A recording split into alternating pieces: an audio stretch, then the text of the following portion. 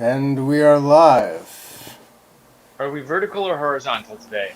I never know. Uh, we are on the horizon, but we could crop it like that and That it works. works just fine. And then we have more and more. Or wait, and less. We'll get him when he gets back on. How are Hey, you? buddy. I'm doing well. Doing well. Enjoying the snow. It's pretty cold out, Yes. right? It hasn't been this cold in a little bit. And the roads are icy, but I mean, it's around Christmas, so might as well, right? Yes. Might as well Yes. experience everything, the dynamics of the seasons, and I Yep. welcome it, you know? You can resist it all Sure. you want, but what's the point? I What's the mean, point? you can resist it, but Yeah. it's coming anyway. So, I mean, Thanks for making I time today, man. yes, I'm thank always you. happy to be on and chat with you and the rest of the gentlemen. Likewise, likewise. It's a very special time of year. It's some call it the most wonderful time of the year. Some. Uh, I heard that song some today do. somewhere. Yes, And I haven't heard speaking of, any. go ahead. I haven't heard any Christmas carols out anywhere. But then again, I Gotta go to a store. yes, yes. I'm afraid so. They don't play it on Unfortunately, all I Amazon. have. No, they don't play it on Amazon. They don't have it pumped out in the streets like you know Brave New World or something like that. They're not inundating us. Well, Not that in some Christmas ways they carols are are. bad. The holiday shopping is always a little bit of propaganda mixed in, you know. Mm. But hey, it is what it is. That's what the Japanese said when Hiroshima and Nagasaki happened. That was the thought on for the people. They knew they were at wartime, and that's how they dealt with it. They're like, it is what it is. Mm. If they can deal with that, we can deal with a little bit of cold. Yeah, yeah. I think cold is fine. I mean, the the problem with driving and all of the hills and the fact that it's uh, the Seattle rain under the ice is like you have this hard ice and then you have the slippery snow on top of it. So it's like Yeah, we're basically skiing. We need the James absolutely. Bond the V12 Vanquish, with the spikes and the Micro tires that come spikes. out. Yeah. I was in Seattle today in my Prius, dude. I made it back. Made it back. It Hey, was. all right. I mean I those got. you have narrow tires, right? The Prius has pretty narrow tires, so they It's kind of pretty narrow. they cut through snow pretty well, and they have the weight on a smaller area, so it seems like it has a good stance rather than like a big wide tire on like It's a lighter manageable. vehicle. I mean, Were I, you I sliding just all over? replaced a little bit, but not too bad. Only where it's just sheer ice. But I Hmm. replaced my tires maybe like a week before, so glad I did that. I still have that little bit of tread. It was really Mm-hmm. fun pulling Matt's truck out with the van. I'm glad you guys came back. Speaking of Matt, Yes, hey buddy, here he is. We pulled him welcome. out of the snow again, He back didn't need onto it. the internet. What's up? He didn't need it, but we still did. Mm-hmm. What a Yeah. great Yeah, trip. yes. That was a good time. Are you listening to us on Vic Firth drummer isolation headphones? Is that what I'm seeing? No, they're not working. I can't hear you. Hold on. Ah, I'm gonna You turn them can't off. hear us. Well, that's all well, right. You And I can can, we I can can, hear I can you, and hear that's all that you. we need. But if you were like underwater and something else, I've experienced that. It's like lower and like yeah, higher pitched. it's like yeah, it sounds like an engine. Try Hmm. signing in again. That's happened to me before, where I'm like, all Yeah, of a sudden it just flips. and close all the other apps open on your phone. Oh, really? That might help. Yes. Always like Eugene's mom. Like a surprise. Dude, Wait till he gets here, oh so my he can gosh. defend him. You really did create a monster, Matt. I've never seen Eugene speak words like that about somebody's mom. Never. No. Really? Apparently, Really brought it out gloves in are him. off. Gloves are off, bro. You Hey. remove Coot from the equation, and you're able to cut loose with some stuff that would normally be very offensive. But you're able to exchange that with someone and not be offensive to either one. I enjoy that because society has rules, and while in the moralistic side of it, I totally agree. I think we shouldn't do that to each other, like talk about anybody's family, but I don't know. It's the resilience, you know? Our friendships are resilient, and that's why this is possible. If that wasn't the case, you know, people would get offended. Right. Yes. Yes. And bringing that's out important. the Eugene the comedian, I think is really important. And Matt, I'm glad you've started that process. I mean, he wants to do a Kill Tony episode, for God's sakes. I would never think he'd say that, but hey, I'm all for it. Uh-huh. So, do you guys know anything about this Kill Tony thing? Oh yeah. Explain it to him. Do you want to? Yeah. No. Tell us about Kill Tony, Yeah. Mr. Eugene. Jenya. Welcome, bud. I heard Everybody. I heard my name. Yes. Yeah. And you came a running. Yeah. We were talking about your mom, I heard but my name. I was running. only nice things. Only nice things about Eugene's mom. Yes. Yes. Obviously. Sure, she's a fine lady. I mean, I've never met her, Yeah. but you know, judging by how you turned Good out, offspring. she's got to be an excellent lady. That's for sure. Yes. She did a fine job. Yeah. She's nice. Sure. So Kill Tony. Sure. Nice. Kill Tony. Anybody want to give a quick summary? I haven't actually heard it. I I mean, mean, I know I- who he is, but Well, Okay, go ahead. I can give it a go. So Kill Tony is a show, is a comedy show where people come and they, like there's an audience and people come and they could put their names into a bucket, and during the show they pull out of that bucket, and whoever they pull gets 1 minute of comedy on stage, and then they get advice or criticism afterwards from actual comedians who kind of give them feedback, and they have 1 minute to make the audience laugh or completely, you know, bomb, whatever it may be. So that's pretty much the gist of it, and people, they don't know who's going to be up, and everybody who puts their name into you know the thing has a kind of a fair shot to be on stage. And normally an episode of Kill Tony, they do maybe 4 or 5, possibly 6, but in the mix they actually put, you know, working comedians to kind of contrast the newbies from the professionals. And you know, they say who loves to see a comedian do well, and everybody cheers, and then they say who loves to see a comedian bomb, and everybody cheers. And it gives an opportunity for new comedians or people who are striving to get into comedy to get stage time, get feedback, and access an actual audience. So that's essentially Kill Tony. And Cool. the reason it's called Kill Tony because the comedian who started it is called Tony Hinchcliffe. Hinchcliffe, Hinchcliffe. who's like Joe Rogan's son. He's not his son, but Yeah.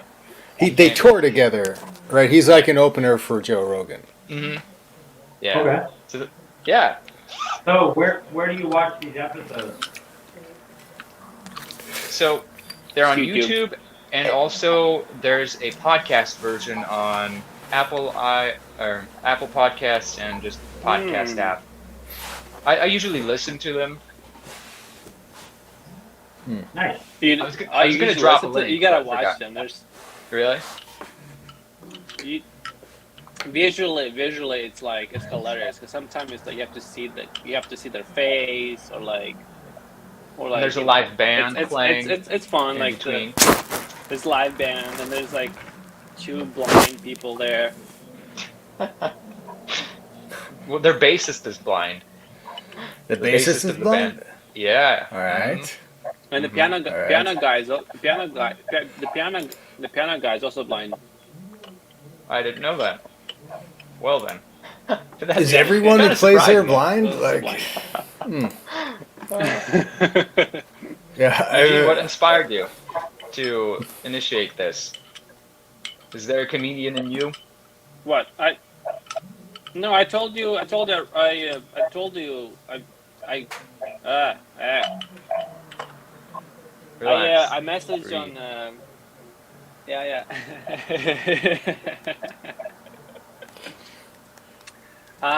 I said I wrote a bit when I was high on weed, so I was like, we should Hmm.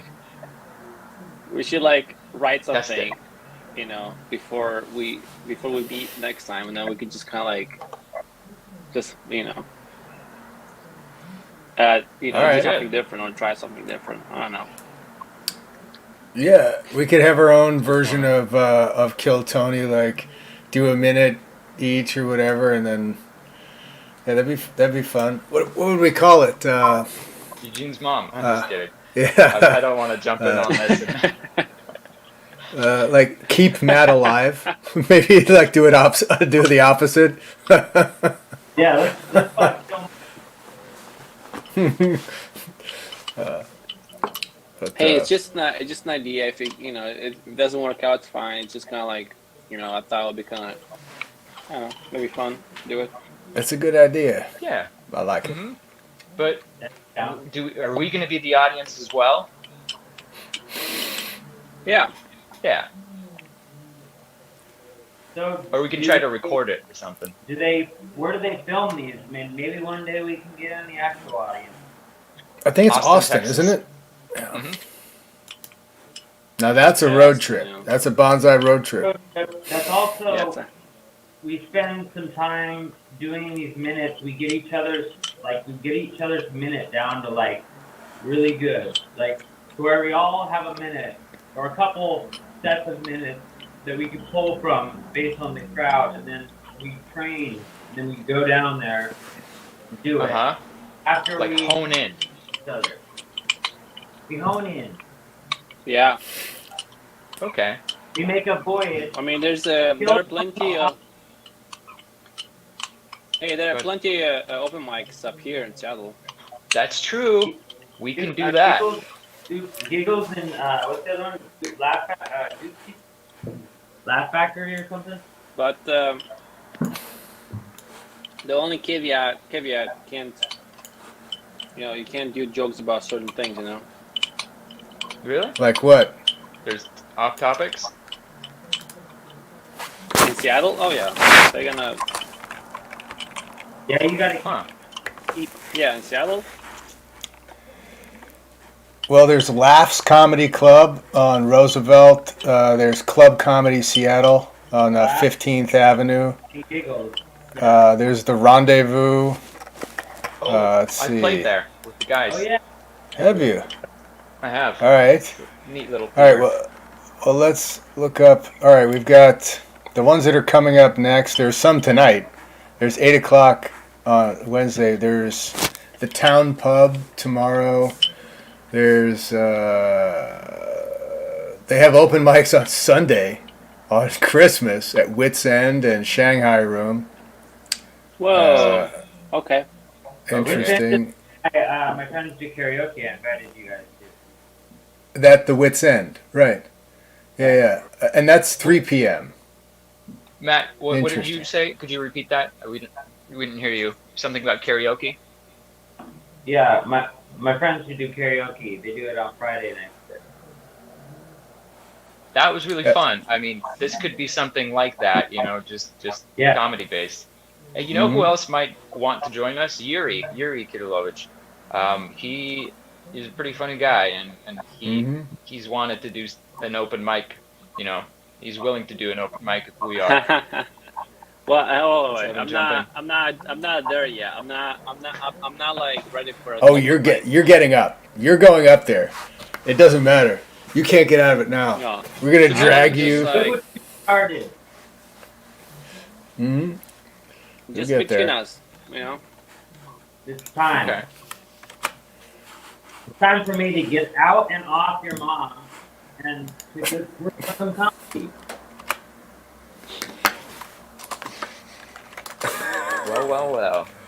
Well. You could do a whole set of your mama jokes.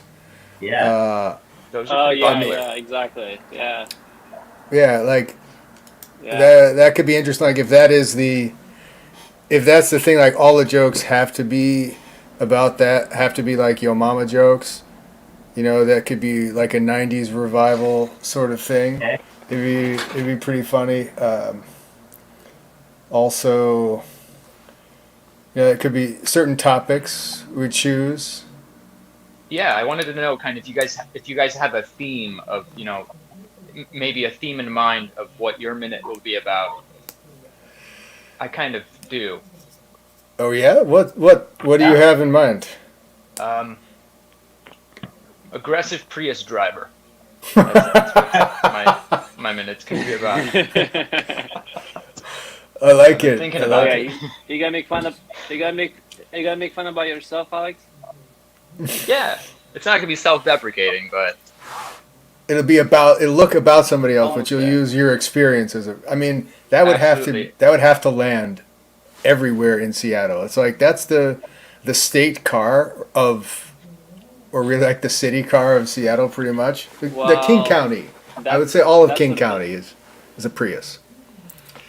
a lot of Do you- Teslas. Hold on. Are we gonna smoke? Are we gonna smoke weed first before we do the? We gotta be high on this because it's not. In case it's not funny, it's still funny, you know. It might throw you off. That's the thing. You know what I Sure. would suggest, Eugene? Like do the minute in the state that like you Edibles. practiced it in. Something I learned when I was in school and college is like when you're studying for a test, you want to be kind of in the same frame of mind when you're taking it. And there's kind of some things that you can do. Like if you're a good idea is like to chew gum when you're studying. So when you're taking a test, you're also chewing gum. So it puts you in the same frame of mind, so you can remember it and don't like space, because it's easy Yes. to lose track of where you are in a new environment. There's an audience, and you're looking at people. It can throw you off. But- Yes, it's called state-dependent learning. Yep. But up to you, Eugene. Up to you. I mean, it's only gonna be 4 of us. So it's not like it's not gonna be a lot of pressure. Sure. I think you can. Well, We can all we could do it. it. yeah. I mean, it'd be good to But it has to to practice, be, like to do some improv has to be stuff. Mm.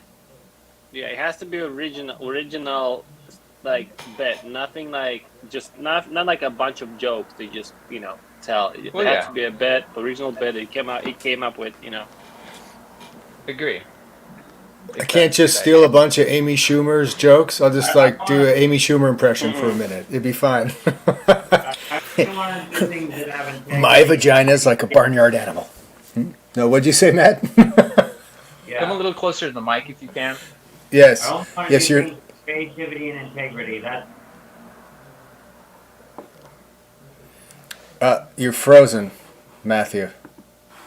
You have frozen. there you go. Okay, you're That's back. close. All right. You're frozen. Yeah, like suddenly very close. I said I don't want to steal people's jokes.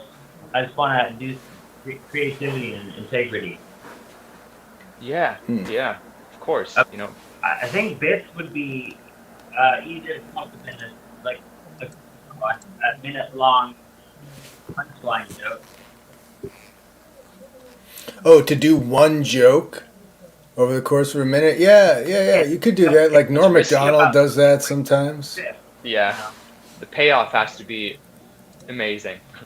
And unexpected. Land. Like to Yeah. keep people over a minute, you've got to like tease a punchline and then skirt by it, or like hit a punch and then have a second punch and then a third and then a fourth, and it just like you keep building until an unexpected ending. It could be all kinds of things. Right. It's an exciting form, like what to do with a minute where you want people to laugh. Like that's Yeah. like here's the problem. You have a minute of silence. You're in front of an audience. What do you do? Pop quiz, hotshot. Make them Create laugh. tension and then release the tension. That's Mm-hmm. kind of. Just like a I symphony. mean, you could take out a gun and point it at everybody for like 50 seconds, and in the last 10 seconds be like, "I'm just kidding," and put it away. Yeah. That's tense. Truly. Hilarious. I mean, it is an open carry state, so it wouldn't be illegal. Although you can't point it at anybody. That would be brandishing a firearm. Right. But if you have it at low ready, you're probably all right. We can talk about laughter No, and they'll about. they'll find a way to tell you that you brandished it right in the kneecap. Nico. Of course. Yeah, I'm not suggesting it. But I think we once talked about what induces laughter before, and kind of like the theory of why people laugh, and it is tension related. It's people laugh as a release of tension, and it's a universal bonding mechanism. Laughter, smiling. There's a couple crying. There's a couple universal emotions that most people have all over the world, and laughter is one of those things. And it's a bonding mechanism that indicates I want to bond with you, and usually the person laughing is the one who wants to bond with the person who's speaking. Tension and release. yeah, that's really interesting. That applies to male-female relationships as well. Like the one of the classic signs of if a girl is interested in you, she laughs at your jokes. If she doesn't laugh, it's a no. Look, and think about the opposite situation where the guy is laughing and giggling and the girl isn't, right? Like those two dynamics are like completely different. If it was a date, like who's doing better? Yeah. I mean, he might be so drunk. What follows emotionally when you do not reciprocate a laugh, or people don't find something funny, that's very difficult. It creates It tension. changes the dynamic of the whole thing. Like pretty quickly. Sometimes more intensely than like anger.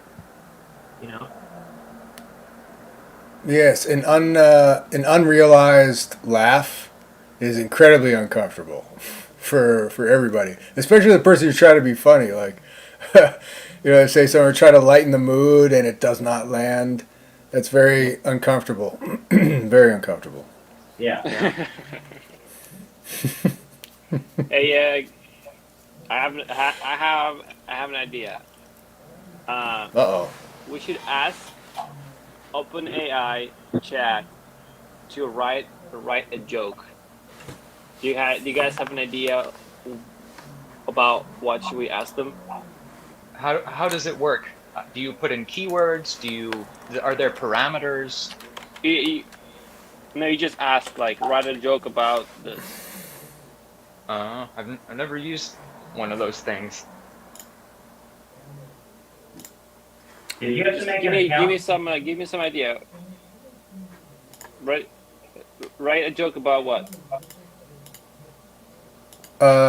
About... Did you say your mom? Of course. Nice. Of course. Your mom? Yeah, let's do it real time. Eugene. Or pull it up, Jamie. Pull it out. Okay, that's hilarious. It says, "I'm sorry, but I am just a computer program, and I do not have a mom. I don't have personal experience or relationship with humans. So I cannot write a joke about my mom or any other person." Okay. All right. I got one. Why did the Toyota Prius Okay. driver in Seattle always look so worried? Because they were constantly checking their fuel efficiency and trying to avoid any hills. That's what ChatGPT just gave us. I said, write a Oh, joke about a Toyota Prius in Seattle. there you Let's do go. another one. Here we go. Why was the Check. Toyota Prius feeling Okay. depressed in Seattle? Because it was raining and all the other cars were hybrid too.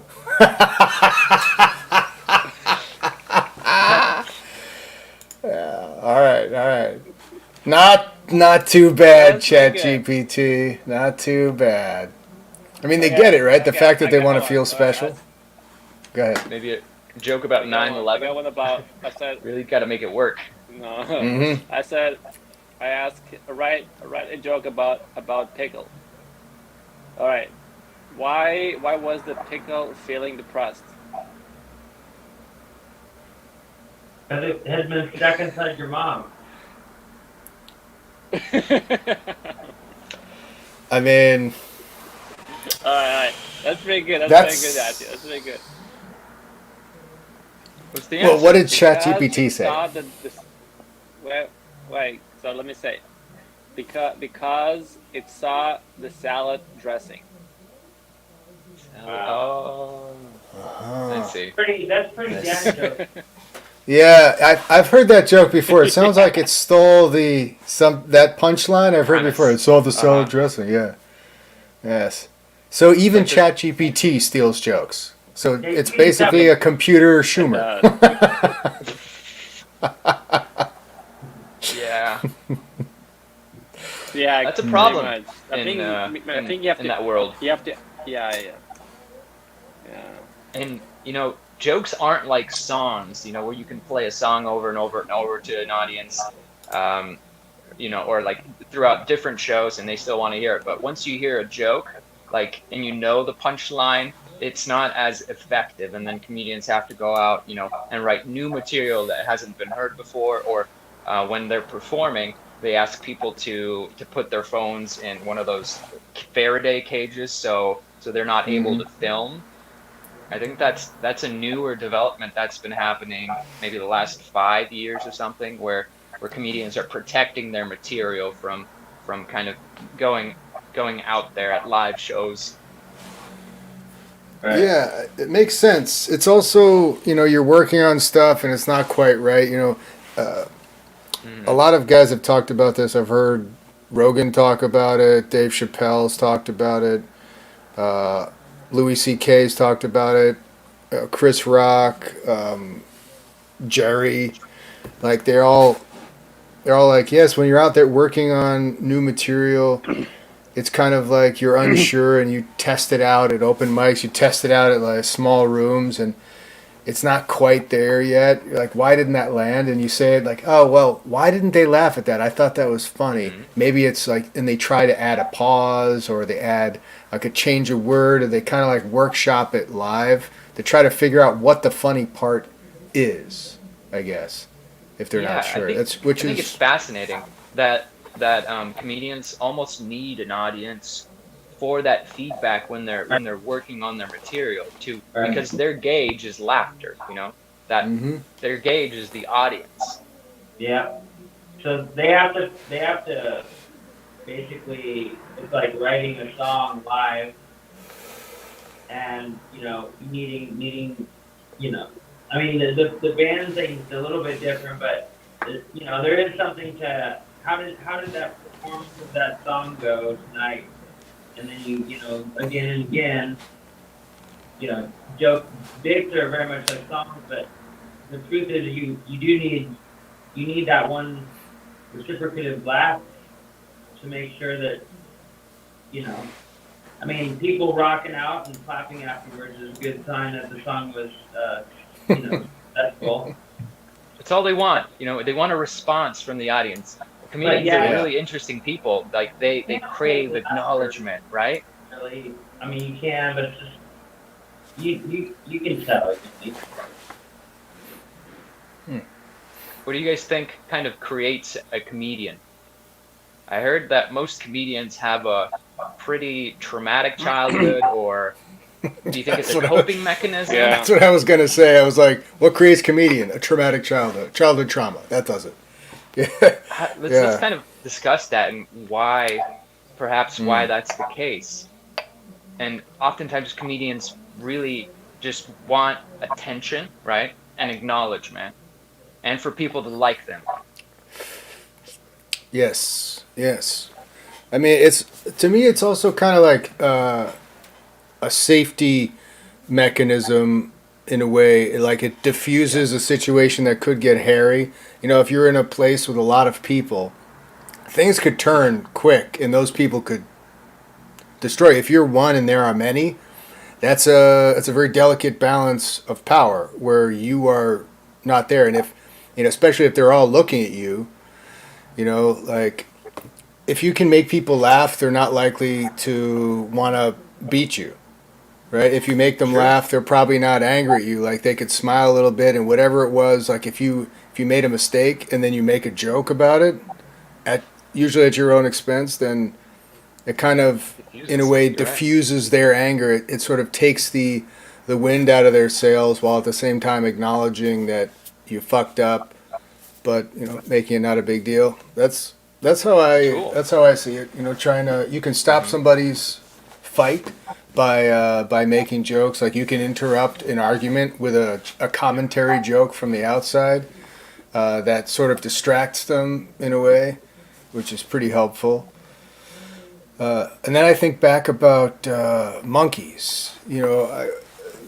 Like they make that kind of laughing noise to themselves, and it's contagious. It spreads around. Like one starts making noise, and then everyone makes a noise. Everyone makes the noise, and they kind of share it, and then it sort of dies down in a way. And It seems monkeys like laugh too. You're right. And usually it's, I read about this. Monkeys laugh when they warn that there's a predator and there's no predator, or like they thought it was a predator but there's no predator. Then the tension releases and they all make that laughter. That's so brilliant. I did not realize that. That's amazing. So they have they have a language that allows them to de-escalate. Like they understand errors. They know Yeah. that it's not just instinctual. They know that they can be wrong. Isn't that like, this is a sense of self. This is a sense of Wow. like time and history and understand. If you think you can be wrong about something, like how is that not conscious? How could like, I mean, maybe it's, you're like, oh, that's just instinctual. That's so What's exciting though. of knowing that you can be wrong for evolution? Well, how is that important? You said how Yeah, how I mean, humility. Like, what is that? What do you mean by can be wrong?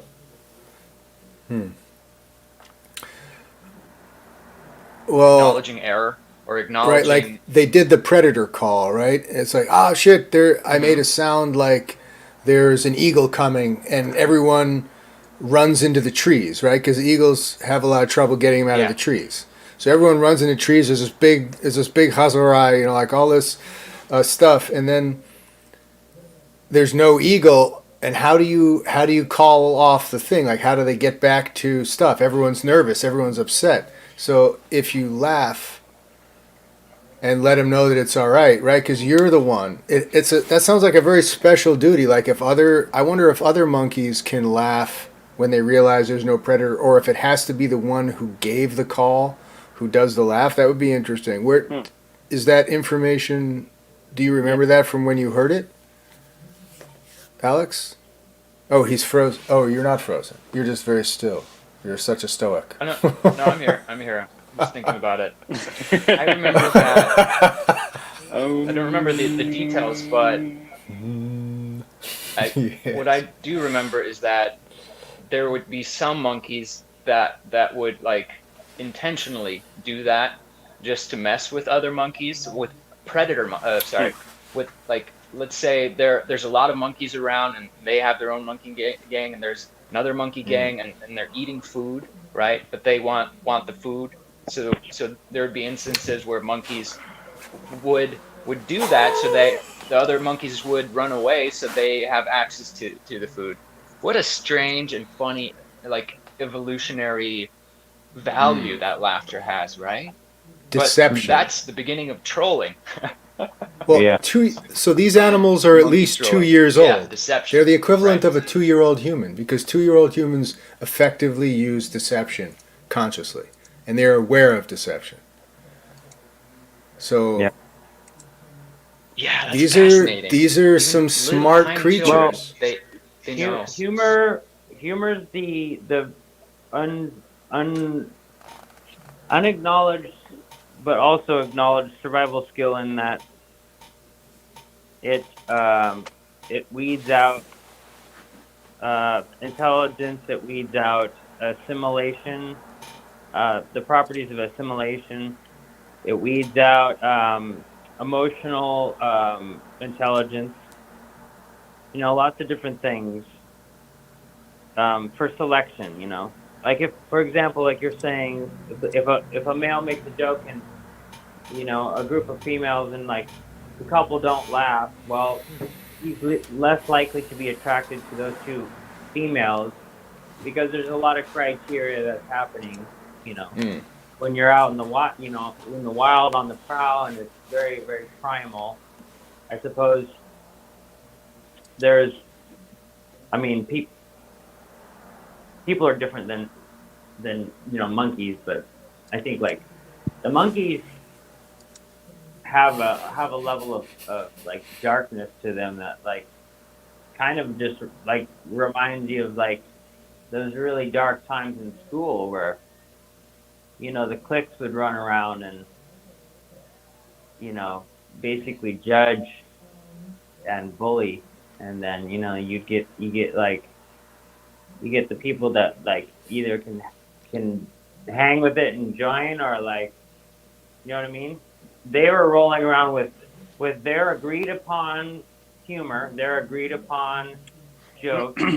Within that group, they all have to find it funny, and then whoever's up exterior to the bubble cannot find it funny because it's supposed to be offensive, right? That's the selection. It's an in-group, out-group test. Yeah. In a way. It's a Interesting. Test. Even if it isn't yeah. funny, Yeah, totally. I mean, if you like the same things and you hate the same things, you're probably part of the same society, and it's understandable that you're together, and that's how like you have similar values, so you're probably a similar organism, because a lot of organisms can look similar but internally be very different and not be compatible at all.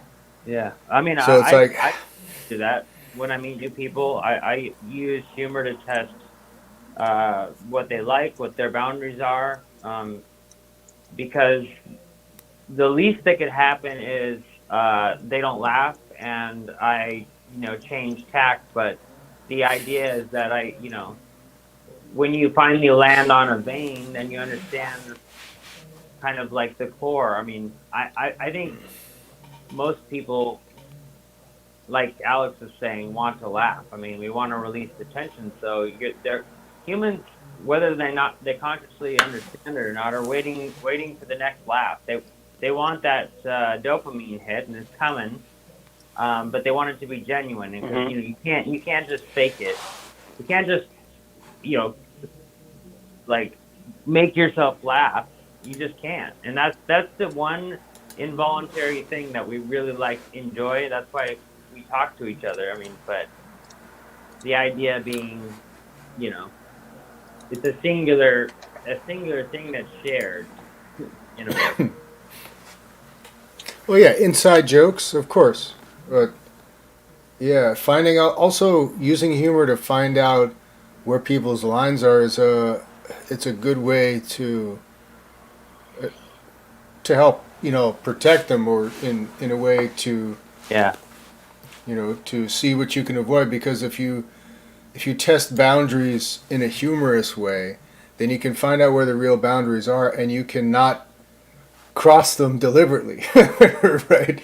So like now you know, like, oh yes, now you know, like this guy didn't laugh at this, so now I know I probably shouldn't say anything like that to that guy because he doesn't think that shit's funny. He doesn't take too kindly to that, you know. And they're like the wasn't it the Liver King who was on Rogan, and he's like, no, not Rogan. Ethan Klein, I think, Not was Rogan. interviewing him. H3H3, right? And he said, so yeah, like, so, like you and your wife, like, you know, like how you look good having sex or something like that. Did you make any like porn or anything? Because, you know, you and your wife are like very fit. And and the guy answers, he's like, so here's the thing. Don't ever talk about my wife in that context. Like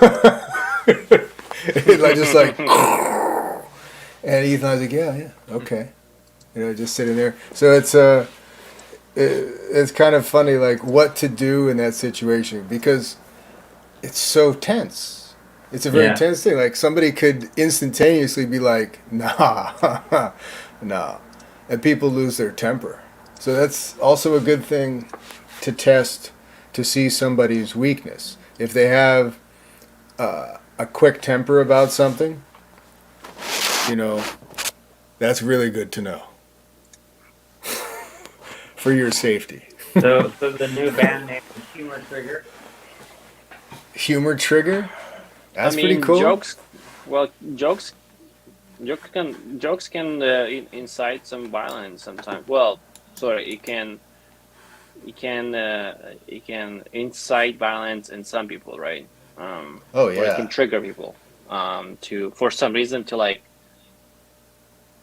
use force or the violence, which is kind of crazy because it's just like obviously you're trying to be funny, you're not trying to like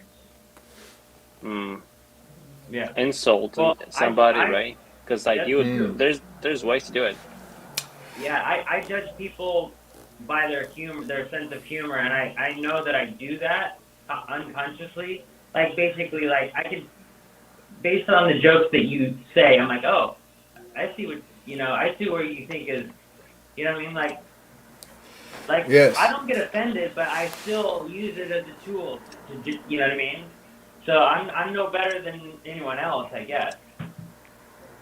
Most people don't think about what they say when they're making jokes, so. Yeah. Yeah, that's true. A lot of people probably just, you know, some people memorize jokes. Like, hey, do you know any good jokes and stuff like that? Yeah. Like they take the time to memorize it. I know Paul has some jokes that, but that's also a You can kind tell a lot of about people just by those too. yes. The fact that you would read a joke and memorize it and be like, this is funny. I will bring it back to the tribe. The tribe will like this. Here, I found this thing, and like diligently memorize a phrase. It's kind of like, oh, I found this fruit and I ate the fruit. Okay, it was very good, and I bring one back for everyone else. Like that's, you know, instead of like, hey, here's the fruit, and then you bring it back, and it's like just the peel of the thing, the fruit that you already ate. That's not a very good gift. Like fucking up a joke is really annoying. Like here's the peel of the orange I ate. You guys can smell it. It was pretty good. Yeah, let's like start that's a. with the rind. Let's start with the rind and work our way back towards the juice you already drank. Yes, get to the juice quickly. Like sometimes like the pomegranate. Some jokes are like a pomegranate, which you gotta perform surgery like Alex often does with a pomegranate, and it takes a long time. And then at the end, you still got a bunch of fucking seeds in this stuff. It's like there's another step. I can't. You know. Wait, I can't believe we didn't eat the pomegranate on last weekend. Yes. Pomegranate. I can't believe we didn't eat it because we bought one, right? Well, yeah. There was also the tragedy of the fermented pineapple. I didn't get to see the yeah, that's Yes. that was very disappointing. without me even like Because What's happening to Alex? It's kicking him out. No, he keeps. I think something is I'm having amiss some with his issues with mine telephone. too. I'm just like, Hmm. I can't hear you guys like most of the time. It's driving me wild. But Well, you don't have any headphones in, so it's doing echo. It's doing noise cancellation, so it yeah. like keeps the volume low in a way because the speaker is right next to the microphone. Yeah. But yeah, it's annoying. Wait, so how does that work though? Like, it's the StreamYard does all of the adjusting. Yeah, you can turn it off So if you I'm want. getting. Like if you go to settings and audio, there's which the mic can be a separate source from the speaker, which is cool. And then there's an echo cancellation checkbox you could turn on or off, and the stereo audio I have on, which uh, might Can you guys present a hear me well? problem for you. Yeah, we hear very very well. You're awesome. Yeah, Alex was What good. about now? Yeah, still good. Still good. What about now? It's like better. Can No, you tell the difference stuff between this one and you're gone now. I hear It's nothing. gone.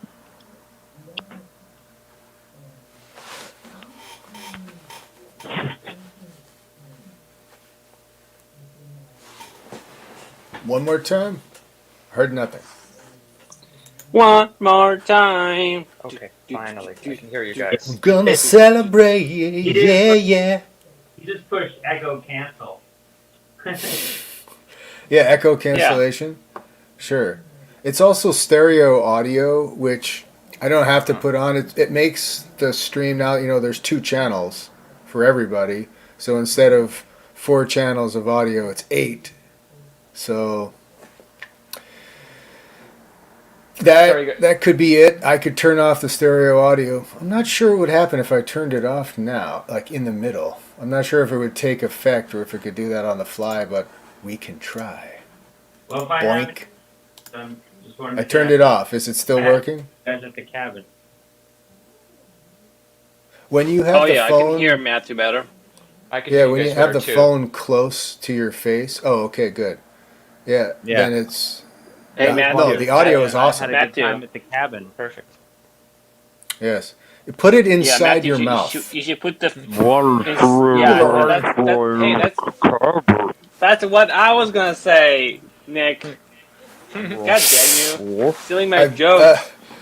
Dude, you just gotta get fast. Get fast. Sorry guys, my connection Nice. was choppy for the last maybe 5 minutes, so it was like cutting in and out. That's But right. I'm Yeah, back you now. were getting It's clear. a little like white swirly worm. Crystal clear now. Alex, Alex, call the cable guy. No, it's better now. I don't know what it is, but Call the cable Jim guy. Carrey. one last thing that I wanted to say about Yeah, humor, call Jim Carrey. Jim Carrey. It's the illusion of danger, right? And then the realization of safety. So Yes. that's the diffusion of Okay. that tension. So Uh-huh. that might be like the mechanism for what induces laughter potentially. Okay. Yeah, Well, that matches the Vulnerability, monkey. safety. Yep. Hmm. Okay. I thought it was going to be bad, but it turned out okay. Yeah, Yeah. that's a And really it's the that's a element nice of story. surprise. It's Release. the opposite of. It's like hunting, right? Hunting or Yeah, Yeah, it's punting? like hunting. You never you let go of a whole quiver of arrows, and one of them lands on the target. You know what I mean? I mean, if you suck at archery, Yeah. Then hunters would laugh. Or you you know? suck at making jokes. I mean, it's just. But you know what? One thing I remember when I went to a shooting range with Kate, right? When we gave her a gun and she started shooting it, she immediately started laughing, like just giggling and laughing. And I don't know if that's similar, or maybe I think she was just surprised at how loud it was, or yeah, surprise. That's another aspect of humor, right? Because Mhm. Yes. you're Right. hearing something that Surprise. you didn't expect, and that's essentially what a joke is. Like the punchline should be something that the audience doesn't expect. Well, people laugh Right. during trauma because the brain is trying to release endorphins and dopamine and calm you down. Because when you go into shock, you have a flood of adrenals, and you require a balancing, a hyperactive, quick balancing. So some people like involuntarily laugh when something really bad happens It's Oh true. yeah. out of shock. That sounds familiar. My sister has that. She's a Yeah, like nurse. like every time I get Hmm. Eugene's mom naked, she laughs at my penis, Mm. and then I feel really self-conscious. But Oh, then, because it's so big. Because it's yeah, so and big, then but it's then just. once she watches it grow, then we're good. It's like Jack's beanstalk, you know. She climbs it to heaven. Jack and the Beanstalk. Yeah, Matt and the those magic Beanstalk. beans. Matt and the beanstalk. I got a couple That's magic beans dangling down below. I tell her, plant those in your mouth.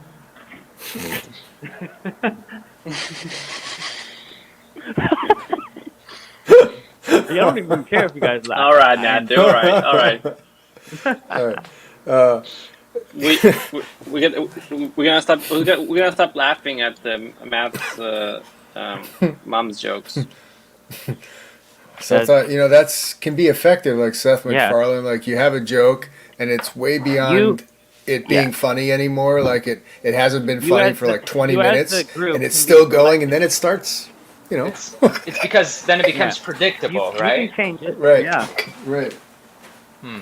You got to But band let's def. together. Go ahead.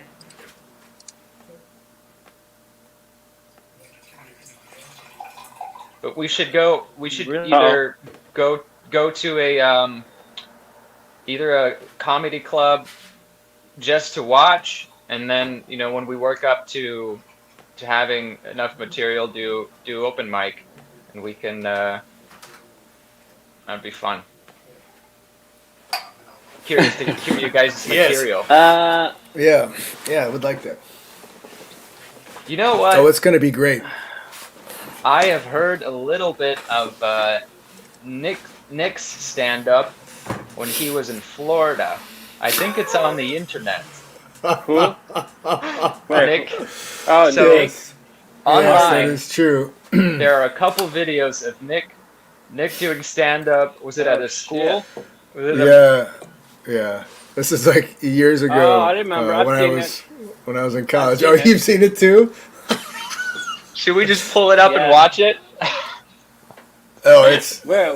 What was I don't that? know. Give I you a guess post? we could. If we could. Opposed? No, sure. Oh, Sure, go great. ahead. ahead, Why don't man. we? We could all laugh at me. It'd be What good. did I I mean, say? or not What are you guys laugh, talking and that's fine too.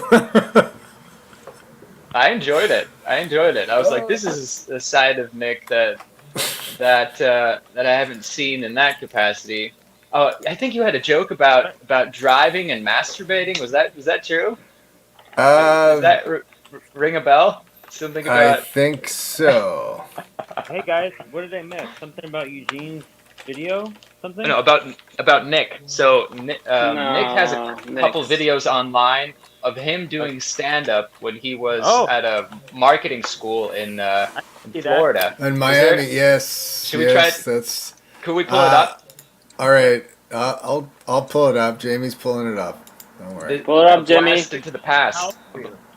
A blast from the past. This is gonna be interesting. Oh yeah. All right. Hi. Let's see. Share Hello. screen. Howdy. Howdy doodly. Howdy diddly. And diddly howdy. How did that come about, Nick? Was everybody doing stand up, or was it a talent show? Was it kind of a public presentation of sorts? Yeah, that was the final exam of the class. That was comedy. It was like a 3-month class. wow. I was in the copywriting track, right? So one of the things was this. It was like we're gonna do improv. We're gonna You're gonna have a monologue. You need to do a 7-minute monologue. Oh, And okay. so, 7 minutes. yes, That's a lot of material if you really think about it. Because when you're on stage, you know, things go slow. Like everybody's watching you. The attention intensifies the being in the yes, center of focus. yes, it does. It was. It's certainly something. All right, here we go, gentlemen. Listen up. Listen up. Pay attention. Here it goes. Thank you for doing this, Nick. All right. Yeah. Okay. We'll see.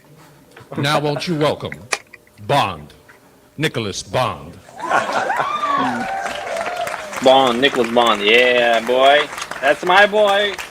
Yeah, kick it. Look at that hair. Thanks, Sel, for that incredibly original introduction.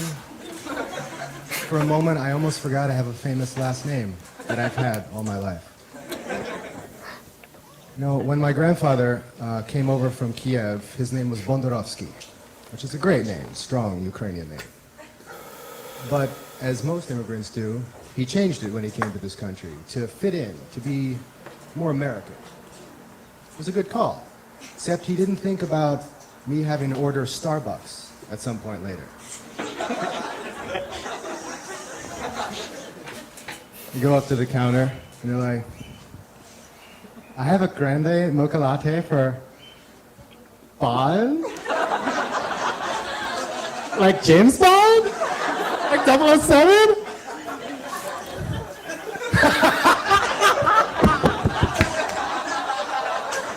You're so funny! Let's start and stop. Never heard that before. Give me my fucking coffee. While you enjoy the rest of your life in retail hell. So I have an interesting family besides the Ukrainian. Half of my family is Italian German, or as I like to call them, the Axis of Awesome.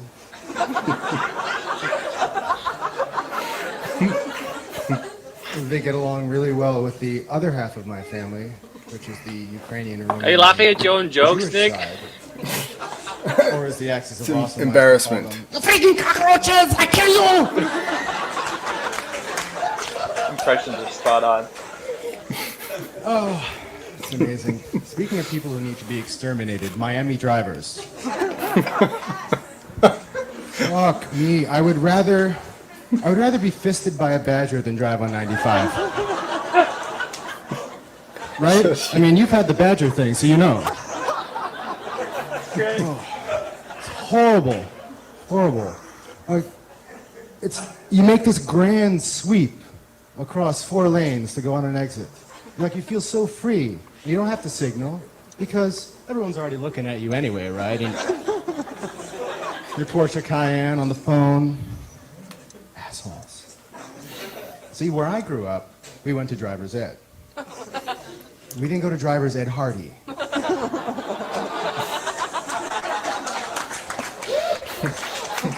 Yeah. It's a dated joke. You all remember that. I don't like a lot of people, besides Miami drivers. I really relate to animals better. I'm an animal lover. Any animal lovers? Applause for animal lovers? Nice. That's not the loving I'm talking about. Okay? Not like that. No, I feel more comfortable around animals than people. I think we connect. I mean, we can do things together and just be natural, be ourselves. The only thing that worries me, though, is while we're being ourselves, that we share too much. I think that the thing that really disturbs me is wondering if they talk about me masturbating when I'm not there. And I don't make them watch. I don't make them watch. They just happen to be in the room. But I mean, I have that fear, and I can't stop thinking about, like, my cat talking to my dog. You know? And he's like, did you see that animal yesterday? Over the Philistine, and he wasn't even using his tongue.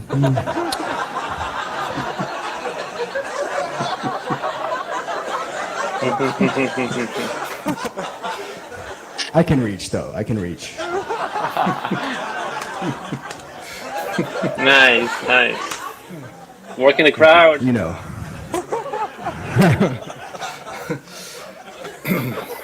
Okay. So, I like to play a lot of games. I'm a fun-loving person. I'm doing comedy. I love fun. One of my favorite games, I don't know if you've tried this, is trying to stay awake on a road trip by jerking off. I mean, I've tried the let one eye sleep while the other drives and then switch. That doesn't work. This actually works. Trust me. No, it does. But there's this line that you have to be careful about in between, like, teasing yourself into being frustrated and awake, and alert, which is safe, and safety first. Or, like, you lose your self-control and you give in and armor all the dashboard and pass out like a kitten after dinner. It happens. You give in to these urges. And then when you come to, dick in hand, and the paramedics are taking pictures with their camera phone, and they're trying to pry you out with the jaws of life because you spot welded yourself to the steering wheel. Yeah. There's only so many times that can happen before you start to get a nickname. That's why it's safer to play games at home. I'll give you an example. One of my favorites is the late night TV game. It's where you sit on your couch, you must be completely naked. You can bring a friend, that's fine. But this is a one-on-one game, just between you and yourself. You wait for the moment when the Girls Gone Wild commercial comes on.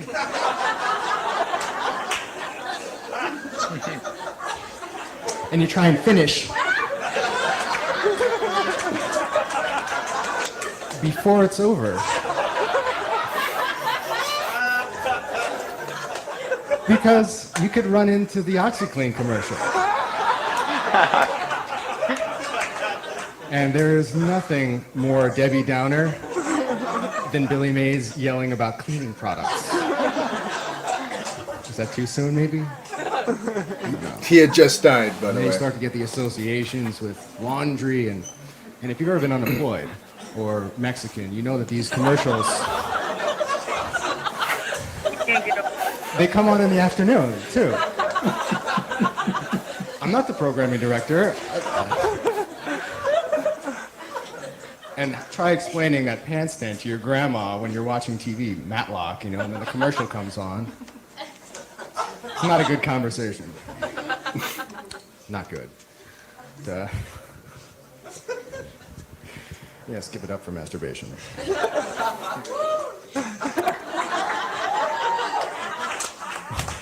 Was that the sound of one hand clapping?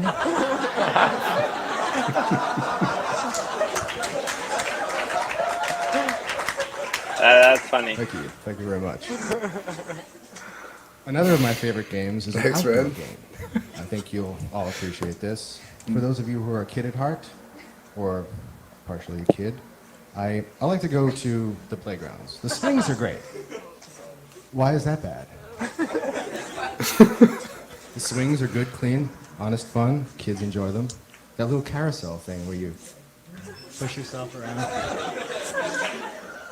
That's really good. I love that.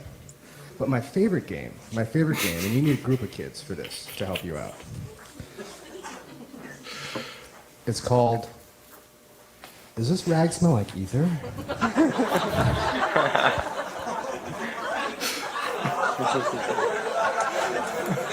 Now you got it. Now you got it. There's a follow-up game, Find My Van. Ironically, You I are so have good a at that van. game, by the way. Love it. No, but I relate well to animals because I think that they're intelligent. I think they're really smart.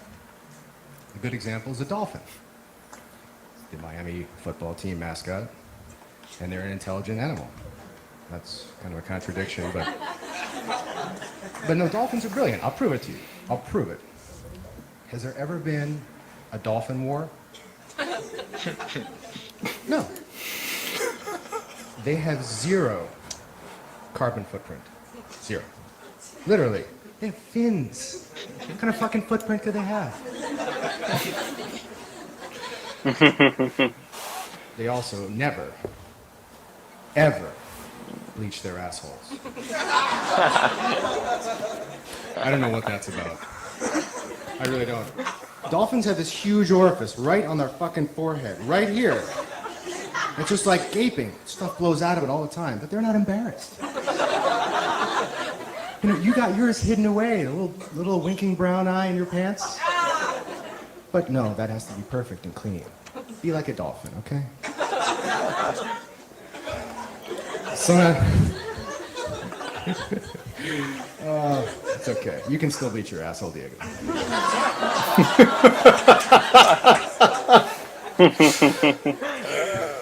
But, Crowd work.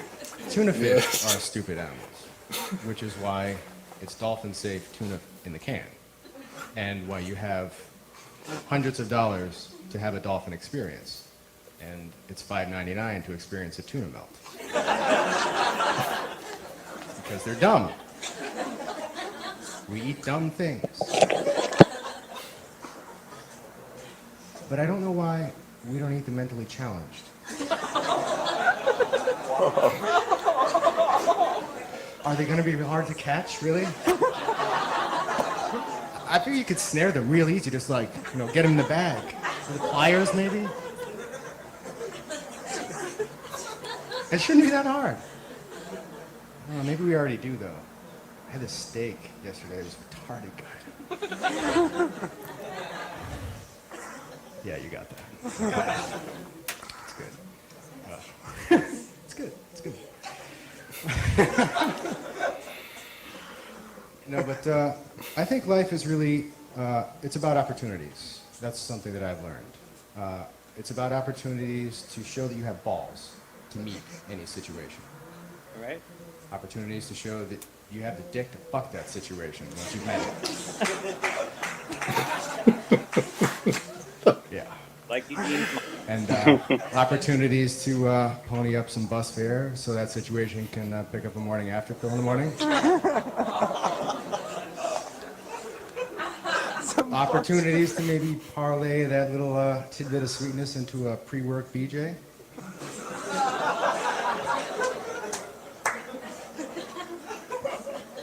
I postulate that life is about creating opportunities, and that's what I want to leave here today. Thank you. Nice. Nicholas Bond! That was great, man. Really good. You had the crowd in the palm of your hand. You did crowd work. You were talking about material that was relevant to your own experiences. That was good stuff, man. You did masturbation. Yeah, basically tension. the whole time, right? Yeah. And he was talking about things that everybody kind of knows about and is uncomfortable with talking about. So he was creating tension the whole time. Tension release. Yep. Good job, dude. Thanks, I gotta man. give it to you. Thank you. Well done. Yes, my mom was actually in the audience. She was in the front What? row. Yeah. Are you serious? Yeah. Oh my gosh, that's crazy.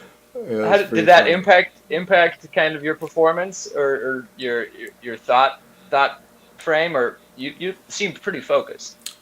Yeah, I mean, I didn't really. The night before, I thought about what I was going to say because we were supposed to be working on the monologue the whole time, all 10 weeks, and naturally, I was busy doing other things, and I didn't do any of that. Right. But instead, I was at class and I did the improv stuff and I wrote things and he was like, none of this is really good. And I performed some stuff. And then the night before I was like, okay, what am I going to talk about tomorrow? And it's like, well, there's this. well, that makes me think of this, and that makes me think of that, and I had like 7 things, and it was just a Ah, story that went from one thing to the next, and that's what it was. So it was kind of, it was like following a little trail. There was a signpost and a pathway, and then another signpost, and each one of them was uh-huh. logical in a way. So like that's what kept me on track doing it. Is like I knew what I was going to talk about, but I didn't know what I was going to say. Like it was Uh-huh. it was the most prepared I had been for anything, saying anything. Like so, I kind of winged it, but I still knew what I was going to talk about. I guess if that makes sense.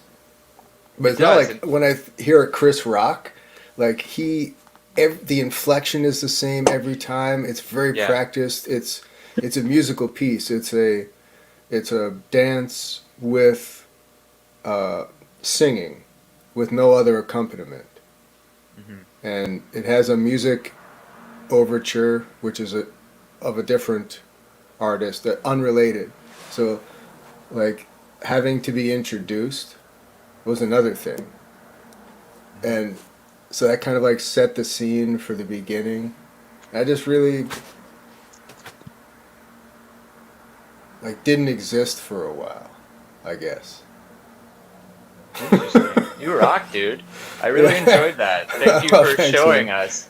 You know, Yeah. one of the things that I liked was the reverse tension. You know, usually the reverse tension where you begin laughing and then you suddenly stop. You know, because people are laughing with you and then you stop and then they're like, oh, it's tension again, right? And then that makes them laugh. That was brilliant. It Yeah. felt really natural. Uh, Uh, right uh, on. thanks. Feedback for Bond? Anybody? Yes. I want to hear your What could I do thoughts. better? Notes? Anyone have notes on the material? Any way I could deliver it better? Dude, that was solid. That was solid. Thanks, man. Pretty edgy stuff. I think um, It's, it's Edgy. middle of the road, man. Come on. It's isn't it average. isn't it isn't it sad that like a lot of those jokes just even now, just 5 years, 10 years ago would be okay, and then like it's crazy. Like when Eugene was talking about, yeah, like we got to be careful what we say. Like you just think about like, I mean, we've been talking about race for a long time, but just throwing the Mexican joke in there is just like rubs people wrong now. Like everyone's so hyper vigilant Yes. towards that stuff, and I mean, my Mexican friends there were laughing. So it's I like think I don't know. I don't know. It's a very difficult thing. Like saying something true that you can. That's like I see you and being recognized. I feel like that's a very important. Like you said, the bonding. It's a joke, a laughing with someone is being able to bond with them. And so saying something is funny. It's like, hey, look at your hair. You got this big hair, right? Like that's you look like Bob Ross, and they immediately ingratiate themselves to me because Bob Ross is a wonderful human being, and the earth was blessed with his presence. But it yeah, just makes me laugh because I'm nothing like Bob Ross. you have stage presence. You don't feel like you're uncomfortable, which um,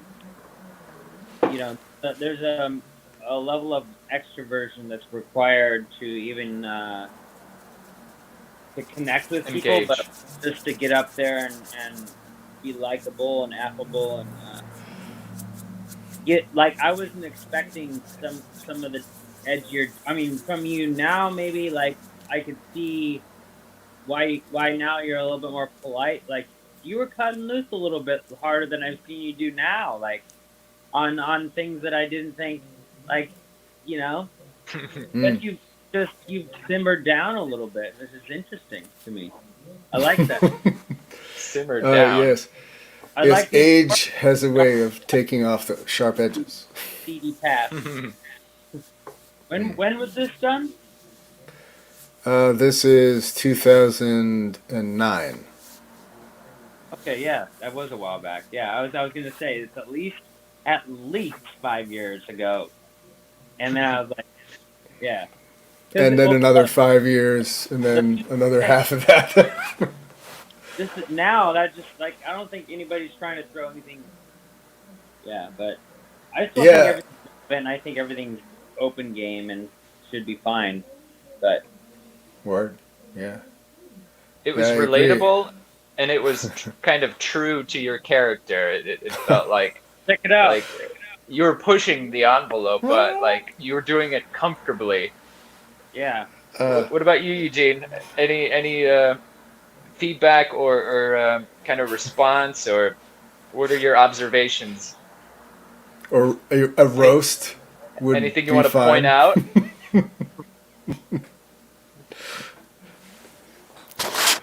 You're gonna talk about my plaid shirt, aren't you? Yeah. You're gonna talk about how little I kinda- facial hair I have. I was surprised that your voice is the same. It's the same today as it was then. And Your voice didn't change much.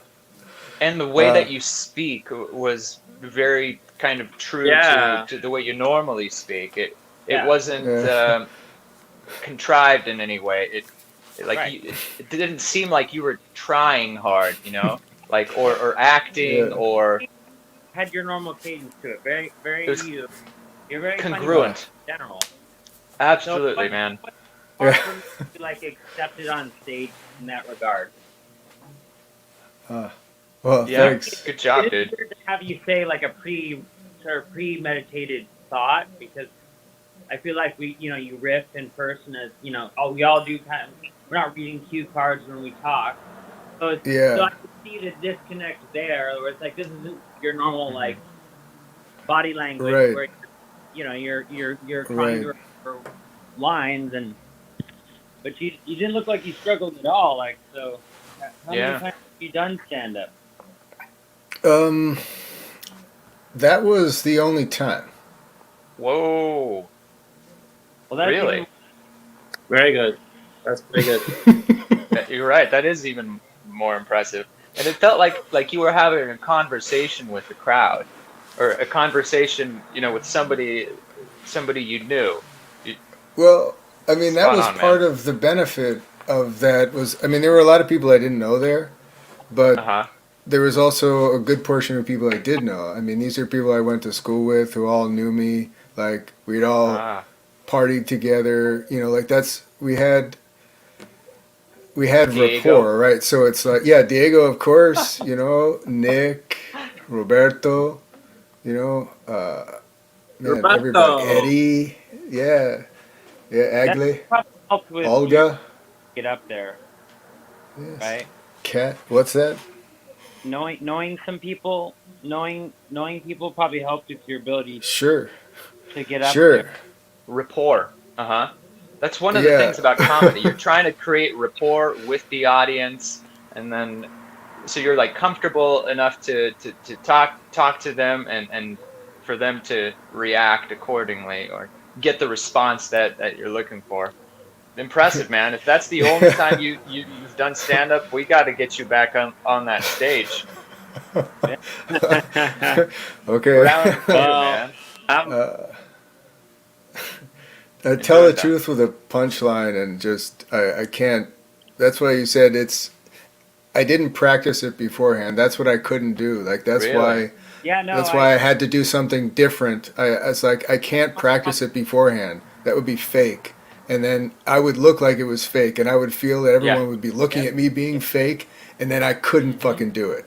So I had to be like, let me just naturally. Oh yeah, I was gonna tell you this thing. Like one thing leads to another, and that's just how it happened. Like it came to me, and I was like, okay. It like over the span, I was sitting in my bed, and it happened like immediately just like like that. You know how you think very quickly. I was like, oh, Yeah. don't forget that string of things, and I wrote it on an index card. Like it was like 8 words, I think, I think it was 7 words. Really? That's all you wrote? Yeah, or 11. It was 7, 8, or 11. Well, it was one of those. It was a very small amount on one index card, and Okay. and I was like, okay, yeah. Just reference points of where to go from where, right? Yeah, it was like little signposts because Yeah. in my head, like there was a joke in each point had a punchline. It was like something that I laughed at like I kind of chuckled to myself as I was speed saying it in thought into the audience that's back here. I was like, yeah, that'd be funny, you know, and I was like, oh yeah, what was that? All right, it was this, and this, but it didn't have words. So it was only pictures. There's like concepts almost of Yes. the jokes. That's brilliant. Eugene, cool. take Yeah, notes, so bro. it was my right hemisphere was like, hey, you need something funny? Like, this, right? And it's like it was just a series of images. And I was like, oh, okay, write that down because you're going to have to word this. Like, what are those things? That's a dolphin. Okay, that's hilarious. I love it. Like, dolphins.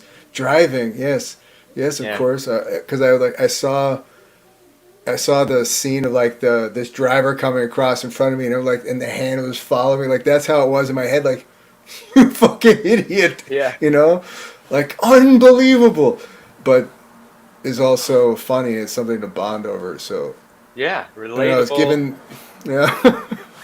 You're natural, now- man. Like, I wouldn't. It's hard to me to believe that was your first time on stage, because of how natural it went. Like how natural you seemed up there. Yeah, But I would believe that like you've spent some time listening to stand up because you do understand the Yes.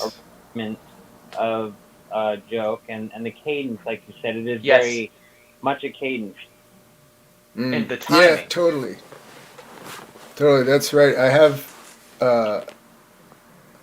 to thank many comedians for the timing of that. I mean, Louis C.K., but also Steve Martin from way back, Bill Cosby, Richard Pryor,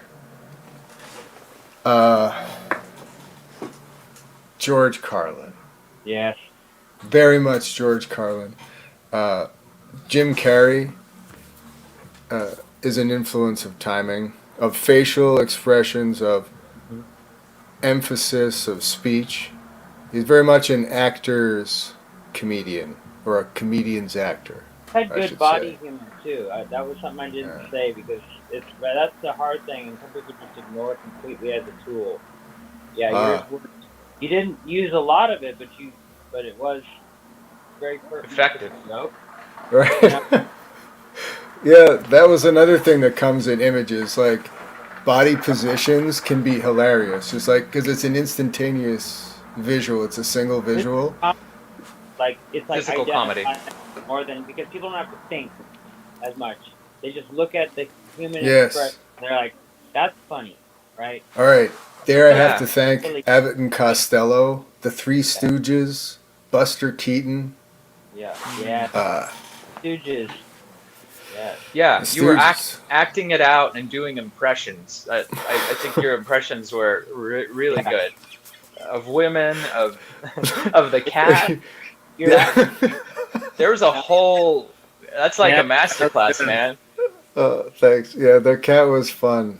Yeah. Re- That, really of course, enjoyed that creature. I mean, Sophia. That's a lot of it is Sophia and Peanuts. Those two cats. Their mannerisms are in that, and their attitude as well. Like, I've heard their voices many times. Like, they have judged me many times, and but yet they've also forgiven me many times. So may they rest in peace. So I missed it. So this is in Miami? Is that correct? That was in Miami. Yes, that was in Miami Beach on Alton Road. That was Florida that- Nick. Yep. Yes, In your very, so very different, Nick. college Yes. there? That was it's an advertising marketing school. Oh, It's now graduated to an idea school. They're very progressive, very uh, unconventional, unorthodox. The people who founded it was also part of the portfolio school in Georgia before, and then she was one of his students who now runs the school, and they got married, and they actually have several children, two children from Ukraine, and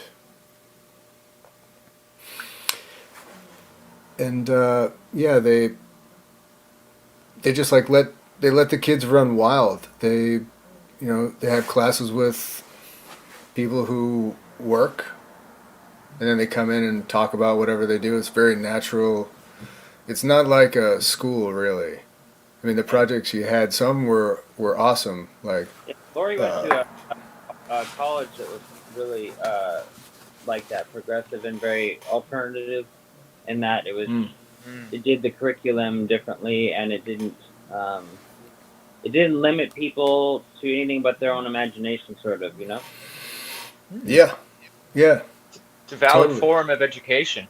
There's many Yeah, ways to you approach it. you can you can lead a horse to the water. I mean, you know what I mean. You can piss up a rope, but you can't expect it You to have a high tide. you can you you can go in the dungeon of the vamp's castle, but you're gonna have to wear waders. That's right. Did you You're guys see the swimming in kitty? it down there. Did you see the kitty? Oh, Kitty, hello, kitty. Duchess Truffles, Truffle Duchess, That's the Duchess, the and the Duchess. she's she Yeah. What's just up, Lori? like it's late, right? So she's just starting to get into her like fucking banshee mode, which is like last night I saw her hover off ground in her attempts to Yeah. destroy the cardboard box in the living room. It was like Yes. a 20-foot sprint straight into this little hole I cut. Just dove in there like it was she was jumping off a crashing train into another crashing train. You know, she was James Bond last night. The Midnight Crazies. Yes, yes, Of I all remember of them all fondly. things, Yes. animals are hilarious, aren't they? Forgot Like Oh yeah. most Oh yeah. animals, about especially Yes. cats. Kitty. Oh, what a sweetheart. Yeah. Duchess of They're Truffles.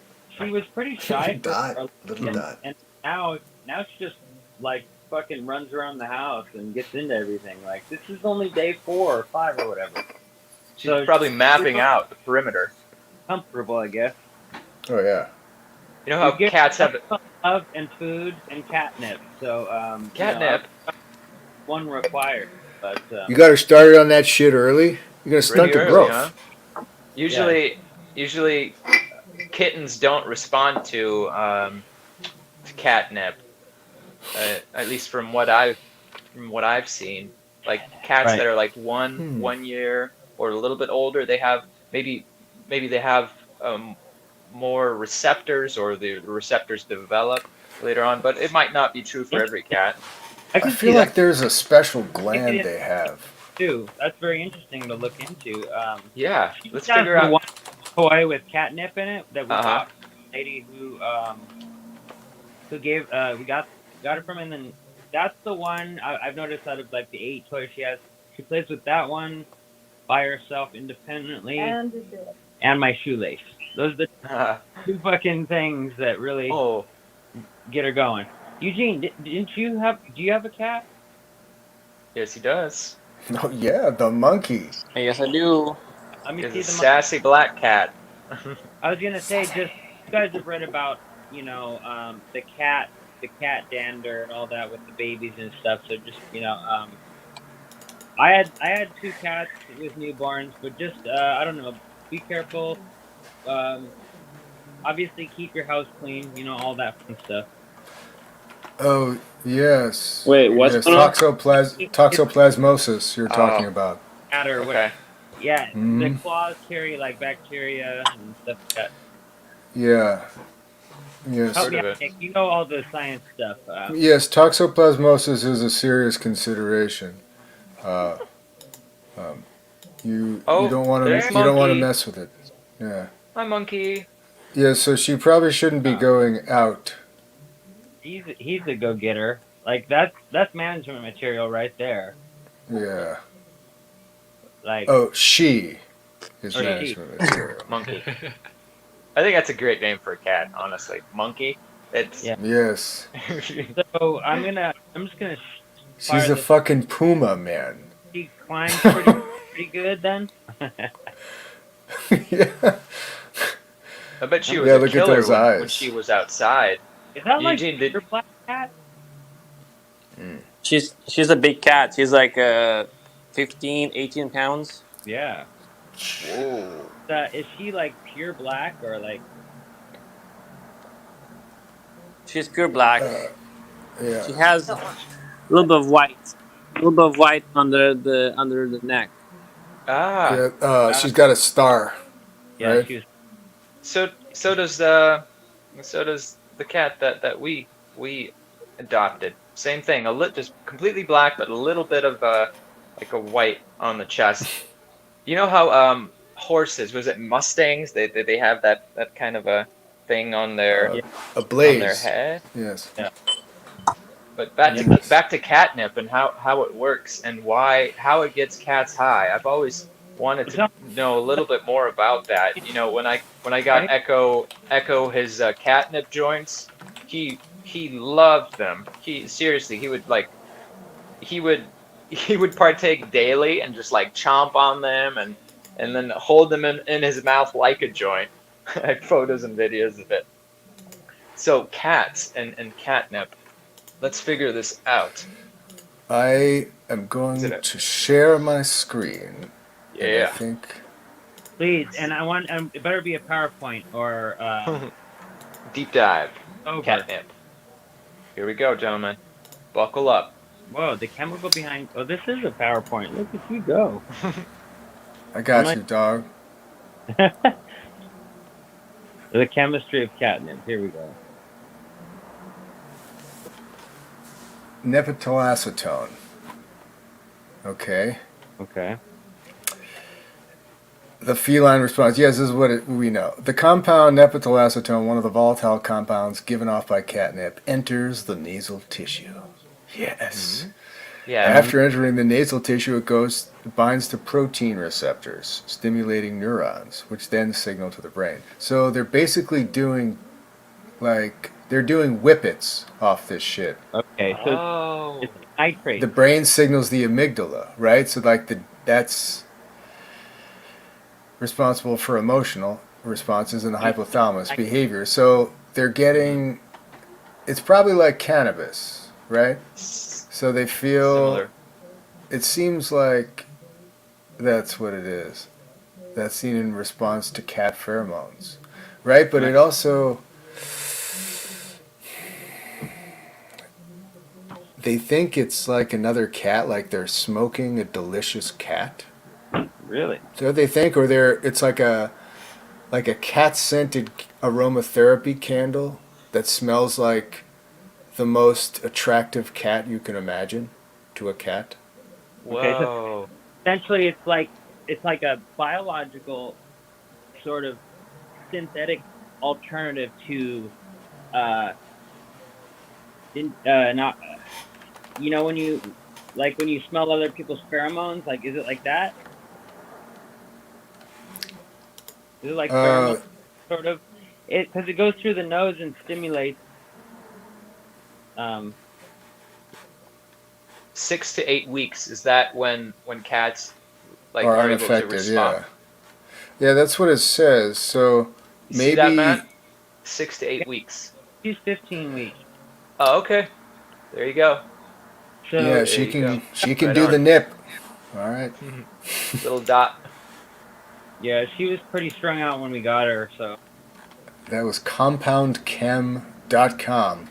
Thank you for that. Thank you. That was done in 2014. hell according to the website.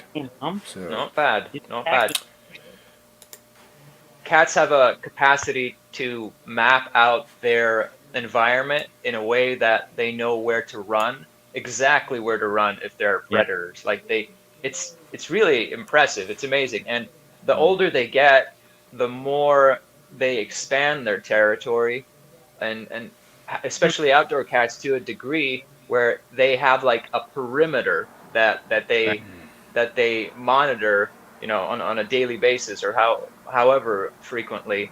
But it's incredible. They've put Yeah. GPS collars on cats and kind of mapped out, Yep. where they were going, and it's a pretty large circle. Like Yeah, that sometimes it's documentary miles.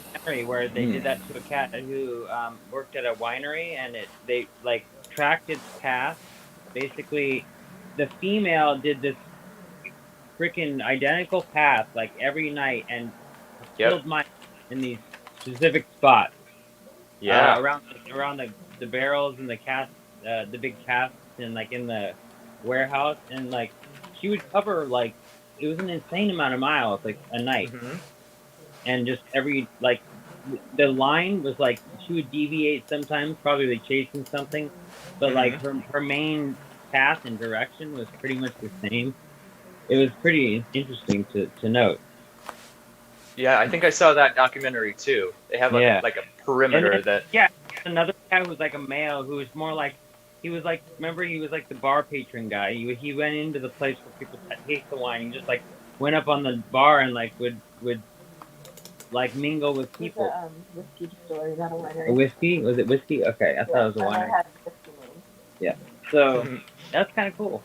Like different personalities but like yeah, if it's a hunting or a perimeter instinct, that's pretty cool to have, and if you allow a cat to have a perimeter, I guess. What do you think happens to cats when they're indoor versus outdoor? What detriments would you see, and what positives would you see? Probably some pathologies, I would assume, because they're very limited. Their experience might be limited. Stimulus. Yeah, stimulus too. I have a kind of an anecdote. My cousin Milana has a cat that she's had for a very long time, and they moved into a small apartment where before the cat lived, in a house and had access outside, and the cat started acting differently. It would become more paranoid. It kind of a little bit neurotic, maybe even a lot neurotic, very neurotic. I think it affects them deeply. Yep, that's cats. Dude, right? We're like really not even like I'm not even joking. We are looking at cat backpacks that have like the actual glass or plexiglass. So we're gonna take her out and like we're gonna try to do the harness thing and take her on walks, because I believe that, man. I totally believe that, because I've moved with cats, and moving, while I thought it was just an emotional thing, it's definitely a size thing too. Like because they're all indoor cats, so That's a great idea, man. I did this with both Merlin and Echo. Backpack, but I would strap it onto the front, open up the flap so that the cat would be able to kind of see where we were, and they both really enjoyed that. But when they got older, they'd want to jump out and go on their own. One time I was taking Echo out for a walk, and we were walking through the woods, and he saw or heard a rabbit, and he jumped out and tried to chase it, and I was like, no! I thought I was gonna lose him. It was terrifying, and it was almost dark. I was like, oh my god. Leash. Getting away. Cats don't come, they're not like, they're like, try a leash, Matt. If you can leash train them. I'll get the harness with the leash. Yeah. Just to prevent like them running somewhere and getting scared, and then, getting lost in something. And different cats respond differently to leashes. Like Echo, he if there's a body harness on him, he's just dead weight. He won't move until he like gets it off of him. He like yeah, it was really difficult to take him anywhere because he was just like, "What is this thing?" You know, I'm not going anywhere until I'm free. Like he felt limited. That's a Yeah, hard pass from me. Yeah, yeah. that's a So, hard pass on Nick, the harness. you've never you've you've never taken cats for walks. You you know, or like part of your profession or in just in personal life. It's not been a No, no, I've never walked a cat. They really kind of do their own thing. I've seen it done. I've seen people yeah. walking cats. Although, I've really, Done it. what's happening is they're. I mean, I've not seen. I've not seen you, but I know you had a very special relationship in the woods with the late Merlin. May he Yes. rest in peace as well. With the rest of the cats up there, Hmm. with Hugin and Munin and Dorian and Daniel, Marcus, Yes. Odin, Cleo, Oh, Gabriel, all of them. wow. We walked much before. Did You it work walk out? We monkey? walked her outside. How did it go? Tell me about what the first time I should expect. Obviously, I see them pulling the one way and just not budging, or like being scared and crouching in a corner with Yep. that's what I see. Or trying to dig themselves into a hole. Right. Usually, when cats are in a new environment, they Yeah, want to create a safe. Uh, they want to be in a safe space. the instinct is Um, not gregariousness for sure. but I it's would possible. leave the harness on her inside the house Okay. so she can get Start used to the that. harness. Right. I leave the Yeah. harness. Just put her a harness. Yeah, Oh no, I've walked put a harness monkey. on her and just let it. You have? Yes. Yeah, I did. What was that like? Yeah. I mean, yeah, I remember her not at first not being interested in me putting that harness on her. That was her first. She was like, "We do not know each other that way." Like she's known me for quite some time, and she remembers me. She knows me, but she was like, "No, but I don't think so. I don't like it." You know, and You're then so sensitive to yeah, every. It I'm messes with like, their "But sensation or why?" ability to receive, right? It's like you want to go out, and she would run up to the door, and like, shall we go out then? Well, all right then, the harness, and then no, you know, Hmm. it's like come on, you know, and eventually, I got down and like, see, petting, and I'm petting you with the harness, and it's fine. See, Yeah, this is what you wanted. that's I'm why helping you get what you want, probably the only and I put reason. it over her, and Hmm. it's It's limiting for them to some degree yeah, because they can't go where they want to go, and so walking a cat is kind of like it's a paradox in a sense because it's not it's you like are walking the you cat. yeah, that's what I was about to say. You're not walking the cat's walking you. But I have done it with Merlin successfully many times, even in the woods, just on a forest path, and he would just kind of but he would go and then stop, go and stop. You can't really command a cat or direct a cat. They're pretty independent. That's the whole thing about them. Yeah. They're so independent that yeah, sometimes they're just not having it. Like, are you ready to meander at the behest of a feline? I think is the phrase that's more accurate rather than, do you want to take a dog for a walk? Like, that's what happens. You take it, the dog's like, yes. What are we doing? Yes. Oh You yeah, know, where do you such a want to go? different game. Okay. Yeah, it's Oh like, my we're going to go gosh. this way or that way. Should I go between Oh, your legs? Do you want me to get that thing? What do you want me to do? Okay, yeah. are we And running? they're, Are we Do running? you want to and they, drag a feline behind you? Is what yeah, it's like, do you want to be attached to something that is not happy to be there? That's like, although, like, and that's the other thing. Like, they're so nervous, right? Yeah. Oh I yeah. mean, Merlin was very special case. Like, yeah, that's the a cat unique really experience. chill. Like But super. and chill. But even Yeah. then, he would walk, or or even when sometimes he would start running, I'd start running with him, but then he just like suddenly stop, and then I'd be like, and then I'd pick him up and carry him until he wanted to walk again, and then I'd set him down and he'd start walking, and then he'd like stop to smell a fern. That's awesome. Like it's a real experience. I mean, I think with a dog too. Let's be honest. It's the same.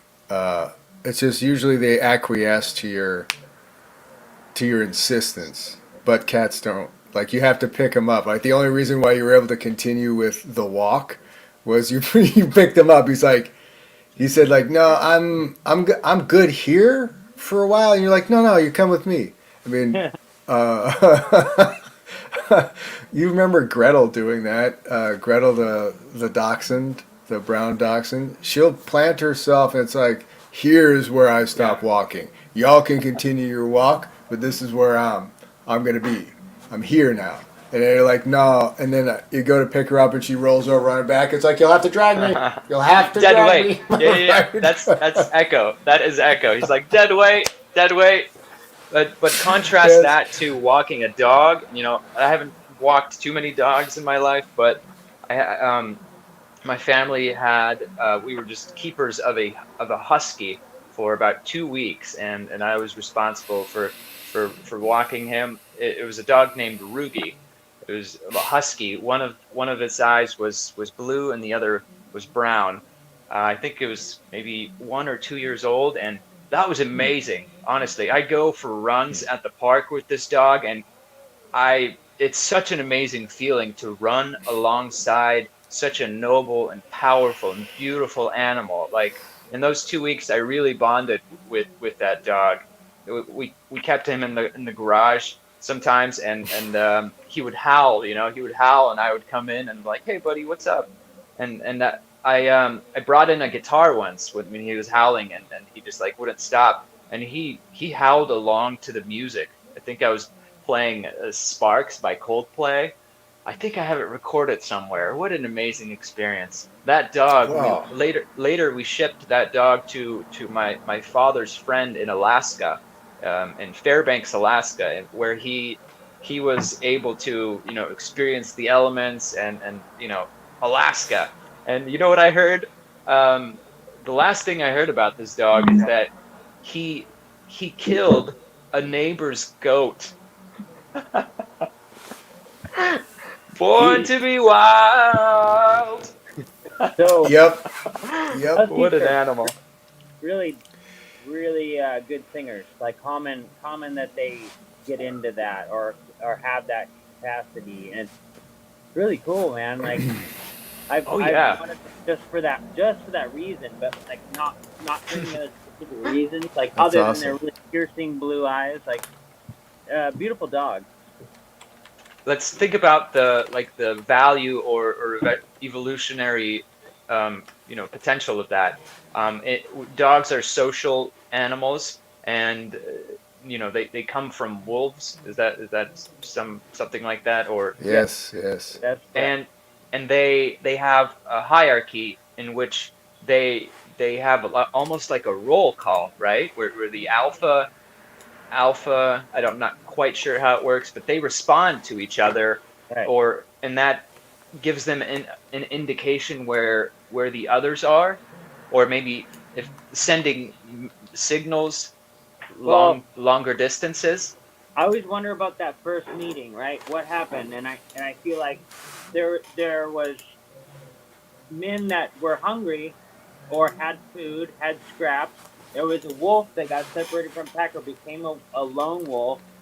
The wolf it was fed somehow, or you know what I mean? Yeah, and then the idea is that the dog ended up staying around, coming back with the wolf, excuse me, and then being fed again, and then it ended up warning them of predators coming into camp as they were sleeping. So there was this mutual protection thing, right? Mm-hmm. Because the lone wolf, it's like if you're somewhere in the Siberian Peninsula and it's you can't get food very easily, that would be a very useful asset to have. A warning system, another hunter with you, another warm body to lay next to in a fucking teepee, or a debris shelter. The I think all the signs that are there, and then the idea that, like you said, they're a pack Yeah. animal. Therefore, like we are, like monkeys slash primates slash, you know, Mhm. But They like were them being Gabe specifically, said, social. the perfect harmony there. Like they really Sure. rely on each other to hunt, and the hierarchy, or being in a pack allows them, like Matt said, it provides them a sense of safety. In numbers, they're able to take down larger animals, yeah, and exactly. they kind of, they can echolocate each other at longer distances, or maybe send signals, or if they took down an animal, if they need help. I had an experience with Eugene. I don't know if Yes. he remembers this. During our ayahuasca journey, we were doing it outdoors. It was in Shelton, Washington, under an open sky, and at some point, I I heard I heard like the roll call. I heard the roll call, like wolves howling, and different wolves would respond. I don't even know if they're wolves. Maybe it was coyotes, but it No, was such an amazing experience to behold, and I was just floored. It was under an open moon, or a full moon, but having that experience, it was it was very mystical how far and off do you think? beautiful. What are your thoughts on the way that wolves, do roll call, or howl? You just made me Nick. trip out thinking about animal language, and the Hmm. research that's been done, and Sure. what's been done to actually substantiate that. Aside from bird calls, like, okay, that bird is a bird call from this bird, and Yeah, for we mating. really can't tell what the bird's saying to a bird, right? We can only intimate what it is that they're trying to convey. Like, this is something they do when danger comes. This is something, but we can't actually break it down into language. So I was thinking, okay, the husky. What's the evolutionary purpose of a dog that can do very mimicry with its howls, like the evolution of the howl in a pack sense? Hmm. What would be the purpose of that? And is that something that only evolves with human relationship, or because I feel like up there in the snow, people would get lost. Like a sled a sled team would get lost from each other, and they'd need to have a little bit more advanced howling to find each other. They'd have to be proficient howlers. Yes. I imagine the wolves that survived were those that could communicate best over the largest territories Yeah. Uh-huh. and be able to find their way back to each other the best. Probably Right. through Because scent as well, right? Hey. sure, they have scent, absolutely, absolutely. But like, I need help is hard to do Yeah. by scent, and wind moves scent, but sound is Hmm. uh, wind Speed of sound. independent. It's wind independent and it's very fast and it's immediate. Like you Oh can't yeah. hear that someone, you can't smell that someone's hurt right away, But you or you can can't. hear, you can hear something, you can hear details in the way that they howl, that can Mm, provide information. mm, If it's a stressed howl, if Yeah. it's, mm-hmm. yeah. I mean, they're Yeah, they're totally. smart, smart, smart. So think about it like this: they can understand. Let's go back to the huskies. They mush commands. They're taking human language, and again using it to communicate. So the other part of that is like, okay, so you've seen these videos, and I'm sure you've probably worked with dogs, Nick, that can do the buttons, right? Very fascinating stuff that they Mm. can Oh yeah. program voice recording in a button, and the dog remembers which button to push for what it Mm. needs to convey. Well, like the same thing applies. I think there's limitations between them and us to communicate to each other. So through evolution, we've really narrowed it down to the quintessential, what we can do and what we can use. And it seems to me like I was talking to someone about this the other day with cats, the kitty cats, like how the frequency of the meow mimics the newborn baby cry. Like they've evolved it to that point where it can elicit, like that reaction and like a mother, or a human being, and so I gotta say, like, that's probably very similar with dogs. I mean, there might be something going on subliminally or, emotionally that we don't really realize.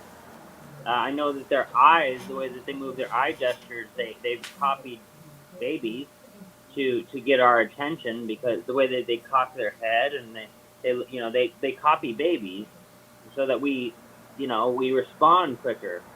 Because if they barked at us, we'd be like, shut up.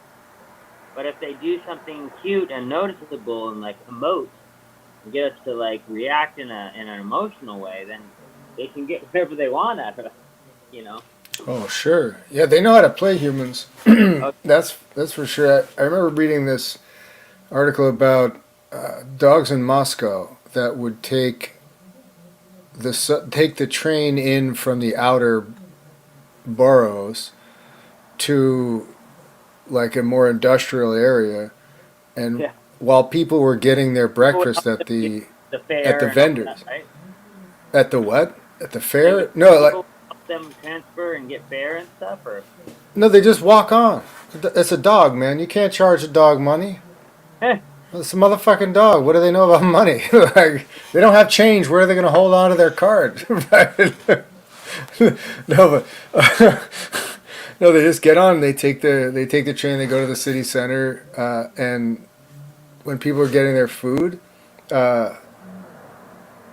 they wait behind them and they bark, and they drop the food, and then the dog eats the food that dropped, because the people don't eat it after it's on the ground. It's like, well, it's yours now. They're dropping the food. Yeah, they startle people. They use their bark like deliberately behind people to terrify them. And like, and they drop it and they run away. There's this movie about a dog. I think it's Japan or something, like a Japan. In Japan, there was this dog who was following the owner to work, and he was waiting at the train station, like, for him to come back. Wow. And then they walked back home, right? So I think it was like one day the owner died. He died in work, right? So he never came back, and the dog sat there for like years.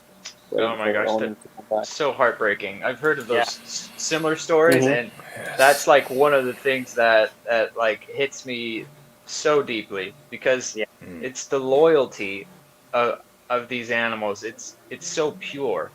It's so pure, incredible, and now I that's why I understand, Nick, why the unspoken language, of animals is. Yeah, there's no words. Like love deeper than sometimes than most of humans can even like have a capacity. It's possible. Humans have they have to. There are some pretty stunted people. That's true. You gotta be really stunted though to not be able to love as much as a cat. Go ahead, Eugene. But you have to go, guys. Yeah.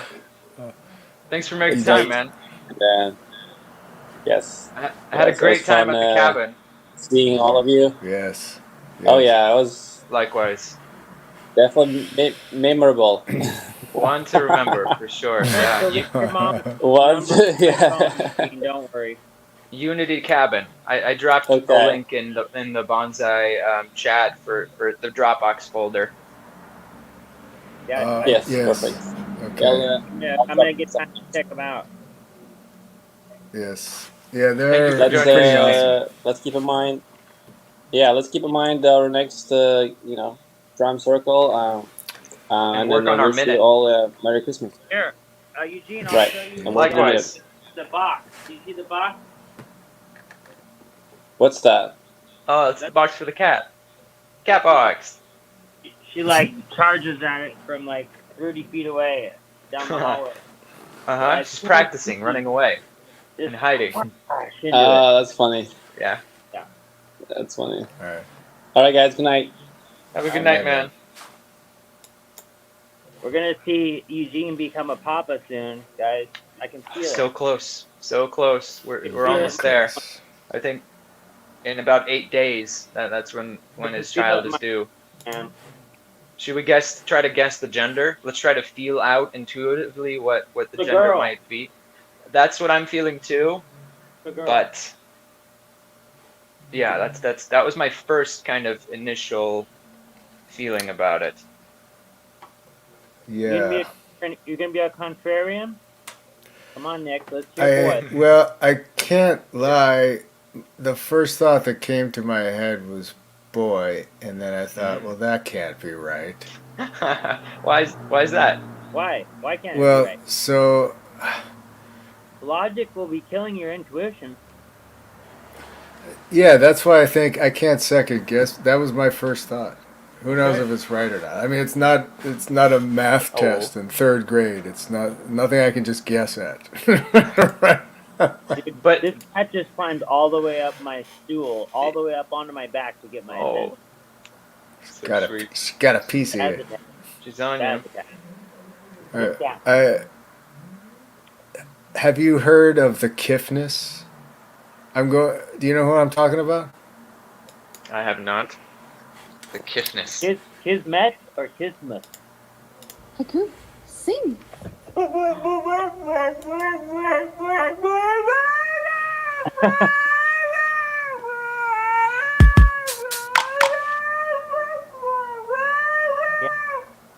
Haku, sing.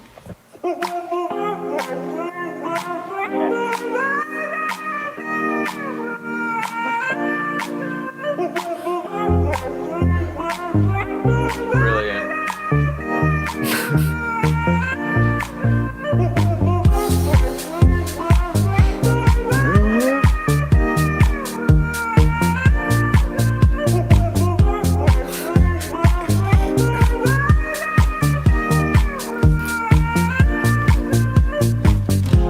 The time has come for me to sing an ancient husky melody written many years ago by my people in the snow. The time has come for me to sing an ancient husky melody written many years ago by my people in the snow.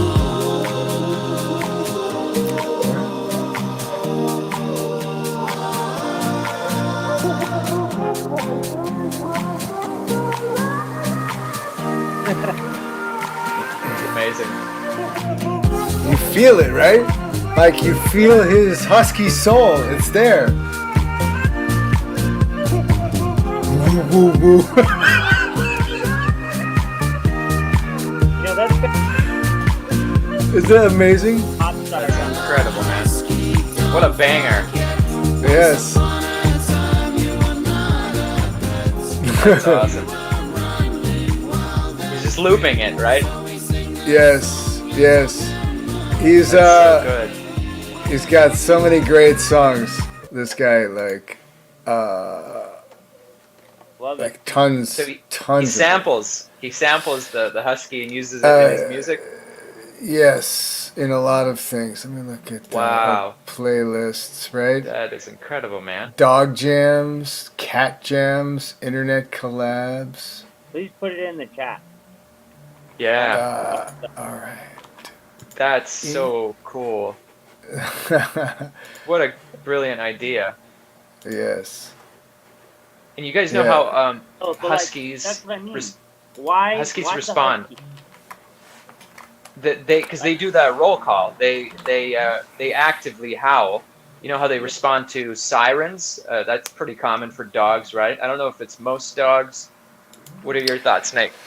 Some do. Benson, he really gets into the sirens. I think he kind of responds to it like, "What's happening?" Like, and then he begins to howl, and it's a single pitch, and he matches it. He Yeah, like pushes up into it, like he'll get it, and then of course it changes. yeah, Due to the comes down. Doppler effect, it falls off in pitch, which is exactly what a dog's voice would do. It would round off in pitch. So it's a really convincing fake for like a very close, very loud, like large dog, a super powerful dog. It's almost like he's having a psychedelic experience, right? Because his hearing is so Yeah. intense. Everything is super loud, and the siren's loud to us, so Right. it's got to be excruciating for him. Yeah. Uh, Uh-huh. so there can't be anything that prepares them for that level of sound in the No. wild. No, and Like, that made me think about a husky though. Out on like when it's mushing. Just think about the elements, right? You've got a whole pack of dogs at breakneck speed, cutting through the snow.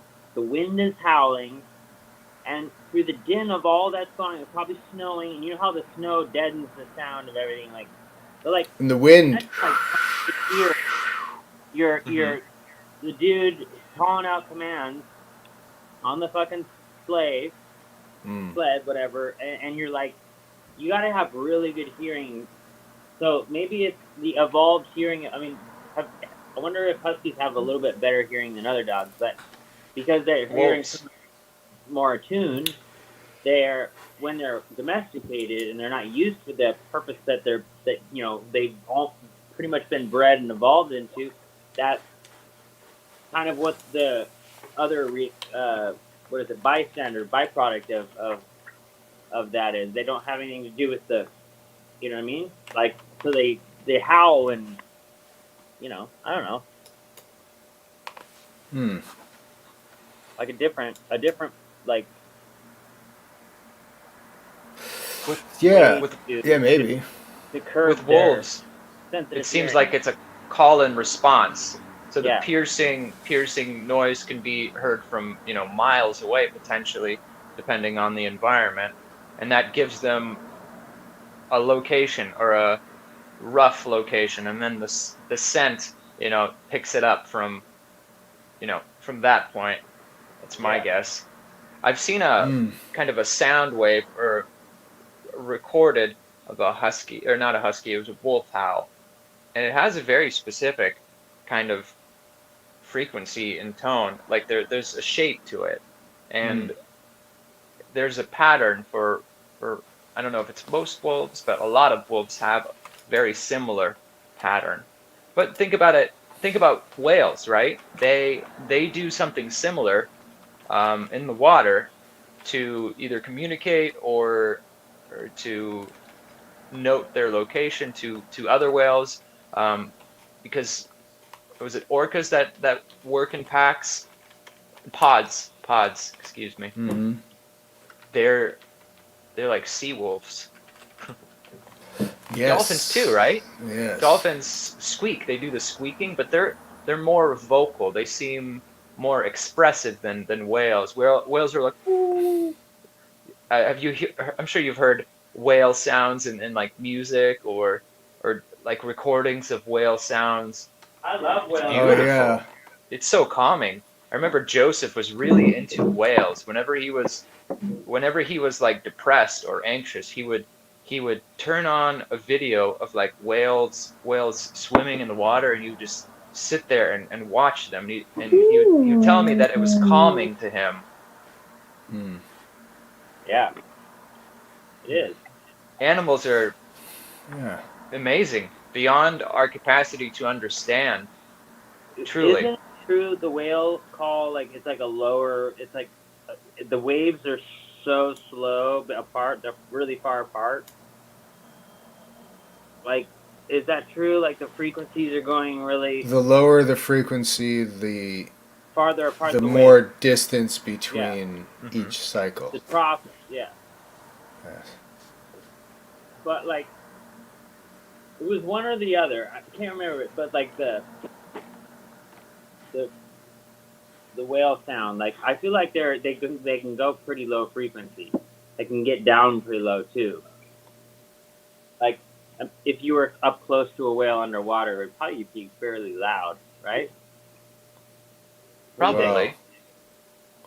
Well, I'm looking at I'll just share it. You're fucking bad. No, not behind the guitar. Come here. This wolf howls in the key of A. Ah. Key of Look at A. this. Oh 300 wow. hertz, 595, 900, 1190. The fundamental and harmonically related overtones of wolf A1, 300. Overtones. Right. Isn't that what this? Wait, is that what this is? Interesting. Or am I totally reading this wrong? Maybe I'm reading this graph wrong, and I've misjudged the key. I've made the first error of Science. data visualization.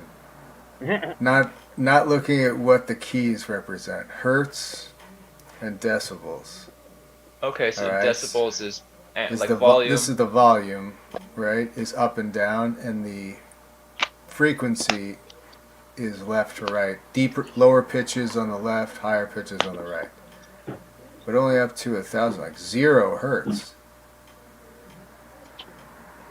Background noise, I guess. So here between 2 and right at 300 of wolf It might be A. frequencies that could be heard more readable underground. I mean, underwater for whales. Something that would cut through the waves and travel long distances. I've heard that whale calls can be heard or picked up by other whales miles away. Miles away. So Yes, just keeps underwater going and is going until different, it right? fades out. Yes. Yeah, low frequency sonar is used in the Navy a lot. Right. Ultra low frequency Underwater communications. farther, right. Yeah. And it disturbs the whales. The whale.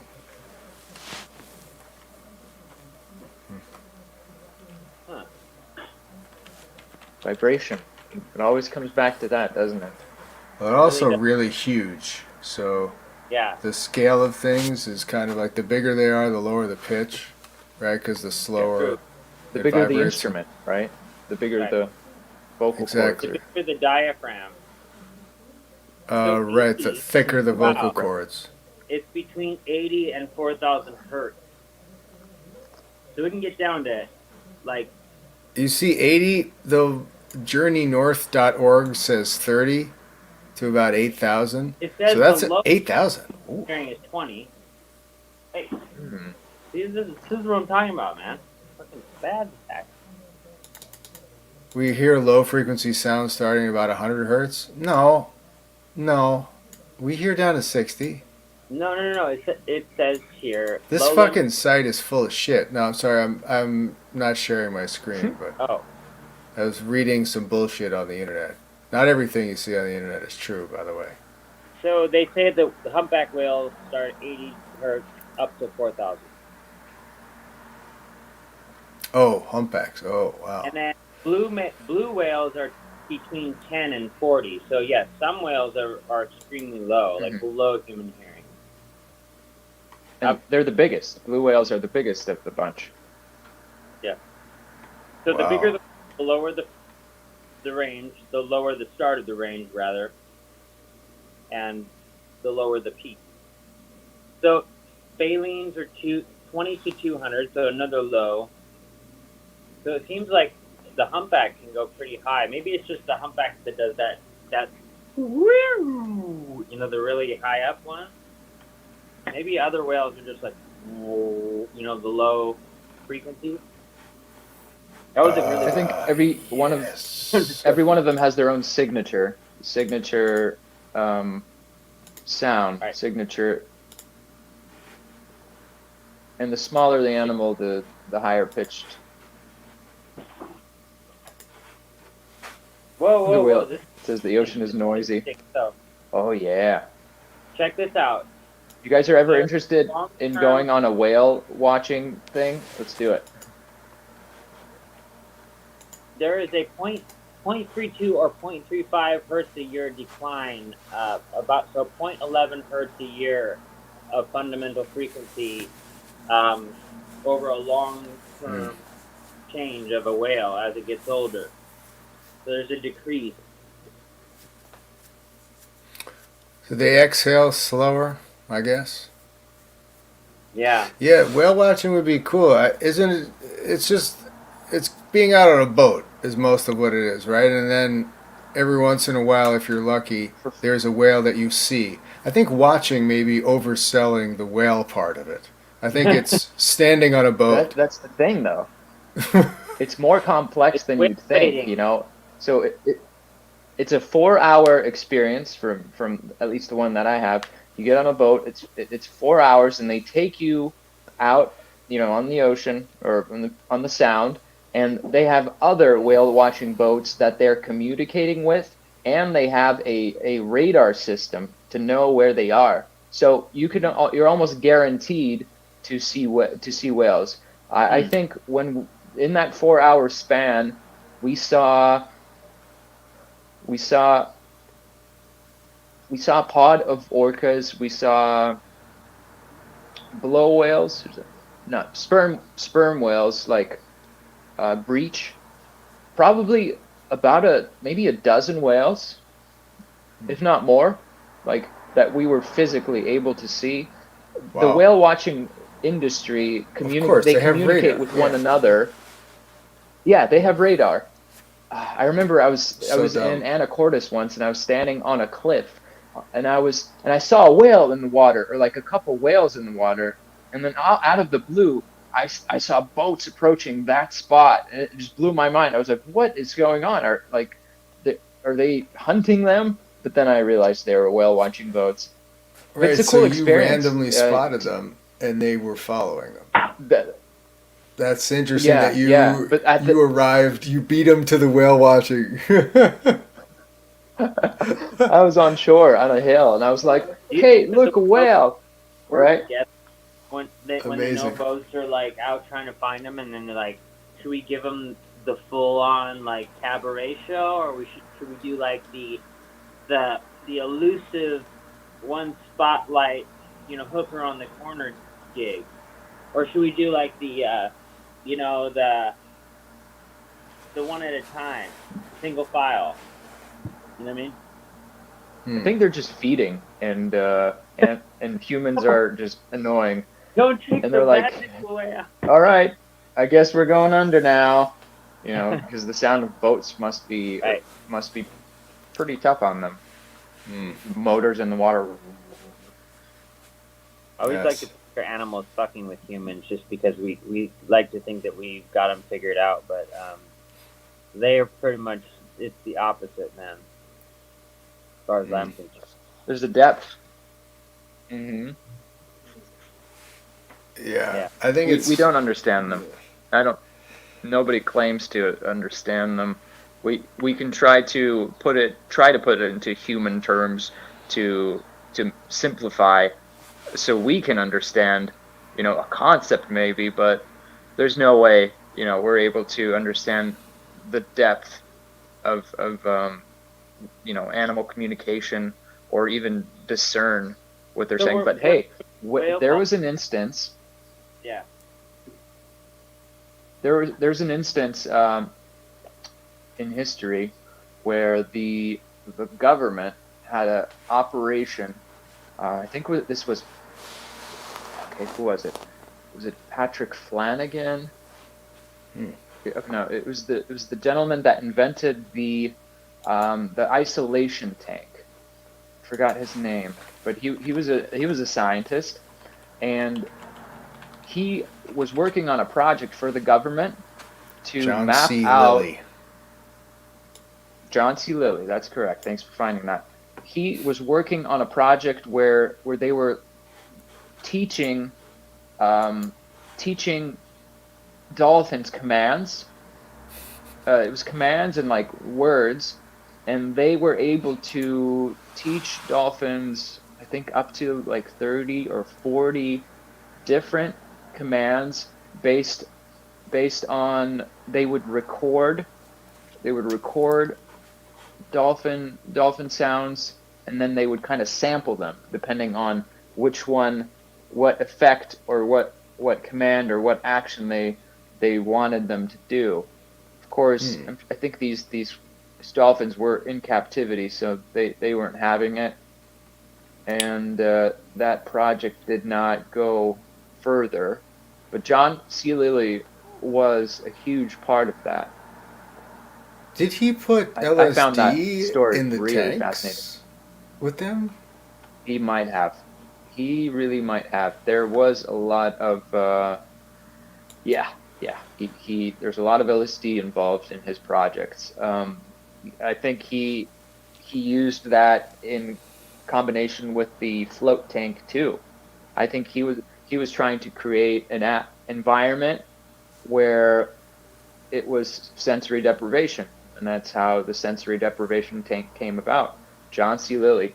And he was a really, really smart and intelligent guy.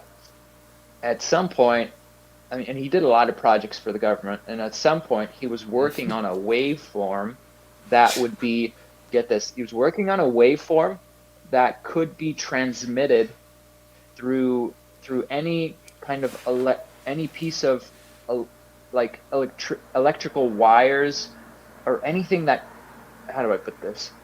He was working on a waveform that was capable of influencing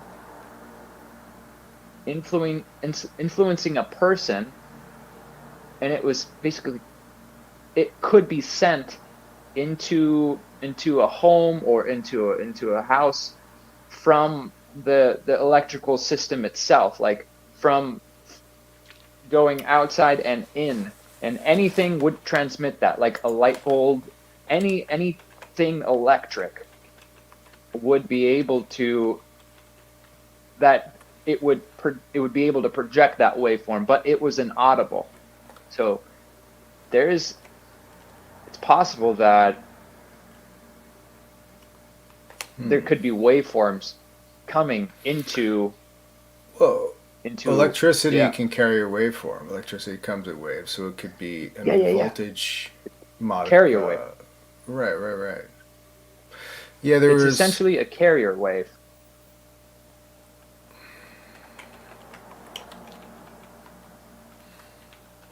I'm trying to remember. I think it was it the Brotherhood of the Rose? I think there was this part.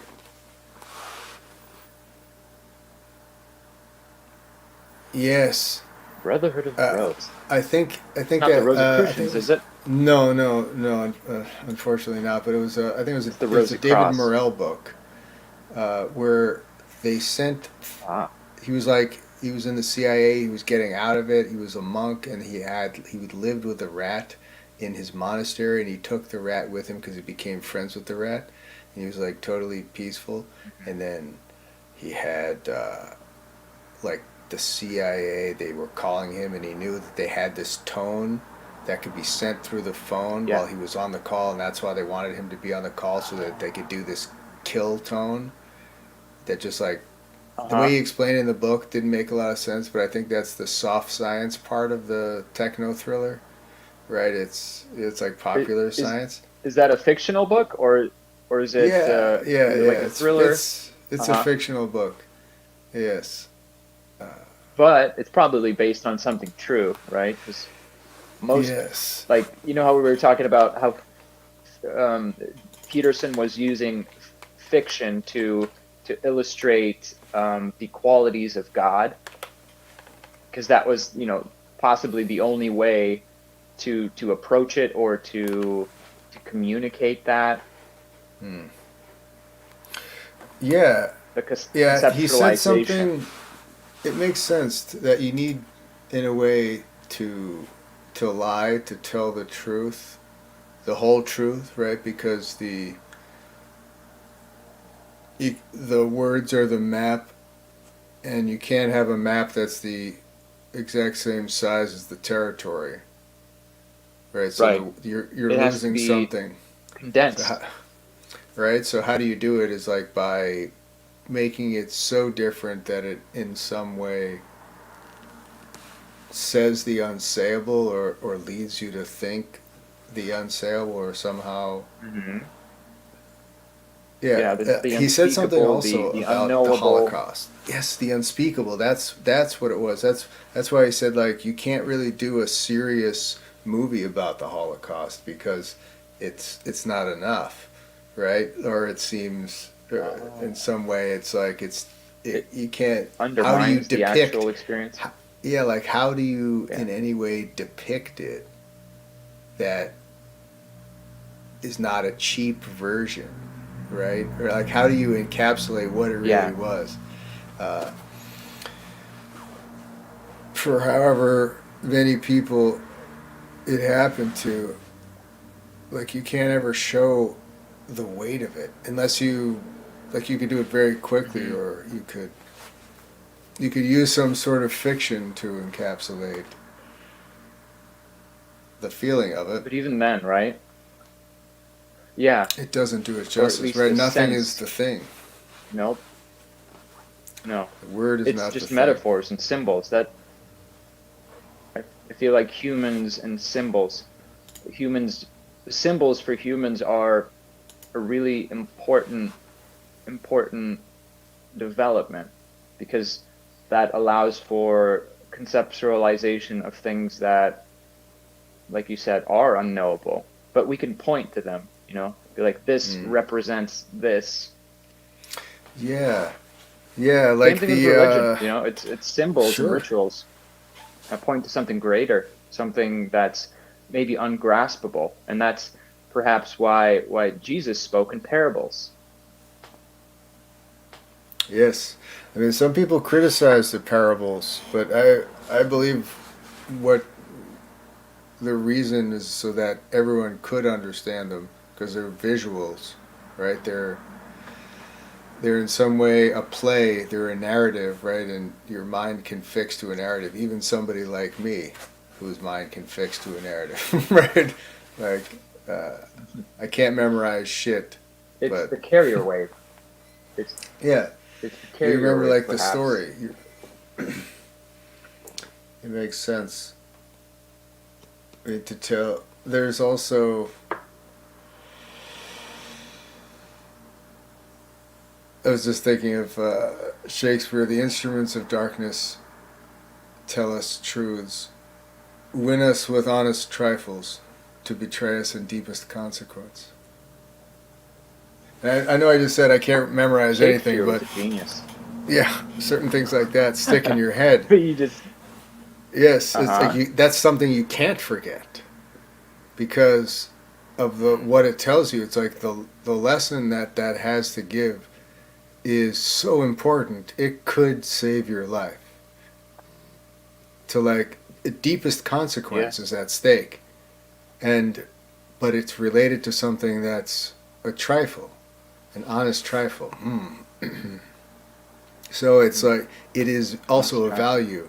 It's bad to be honest in small things if you will be dishonest in something consequential, right? And that there are people who sprinkle niceties and all, and then do something absolutely horrific later, and Yes.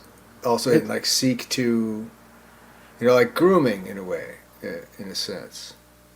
mm, It's like, well, it's just a conversation. They're just dancing. I'm just talking. It's and just an alternative form of kinship. mm, and that's probably to some degree what virtue signaling is. A compensation for for lack of moral standard or character. It's just, but still the grasping, to be moral or to be seen as moral by the public. It's like if somebody were to go to a McDonald's, order a whole meal, a cheeseburger, the fries, whatever, the chicken nuggets, and then they go, "And I'm gonna get a Diet Coke." It's incongruous. So what? Mm-hmm. Yes, it's not helping. There What are great so many topics today.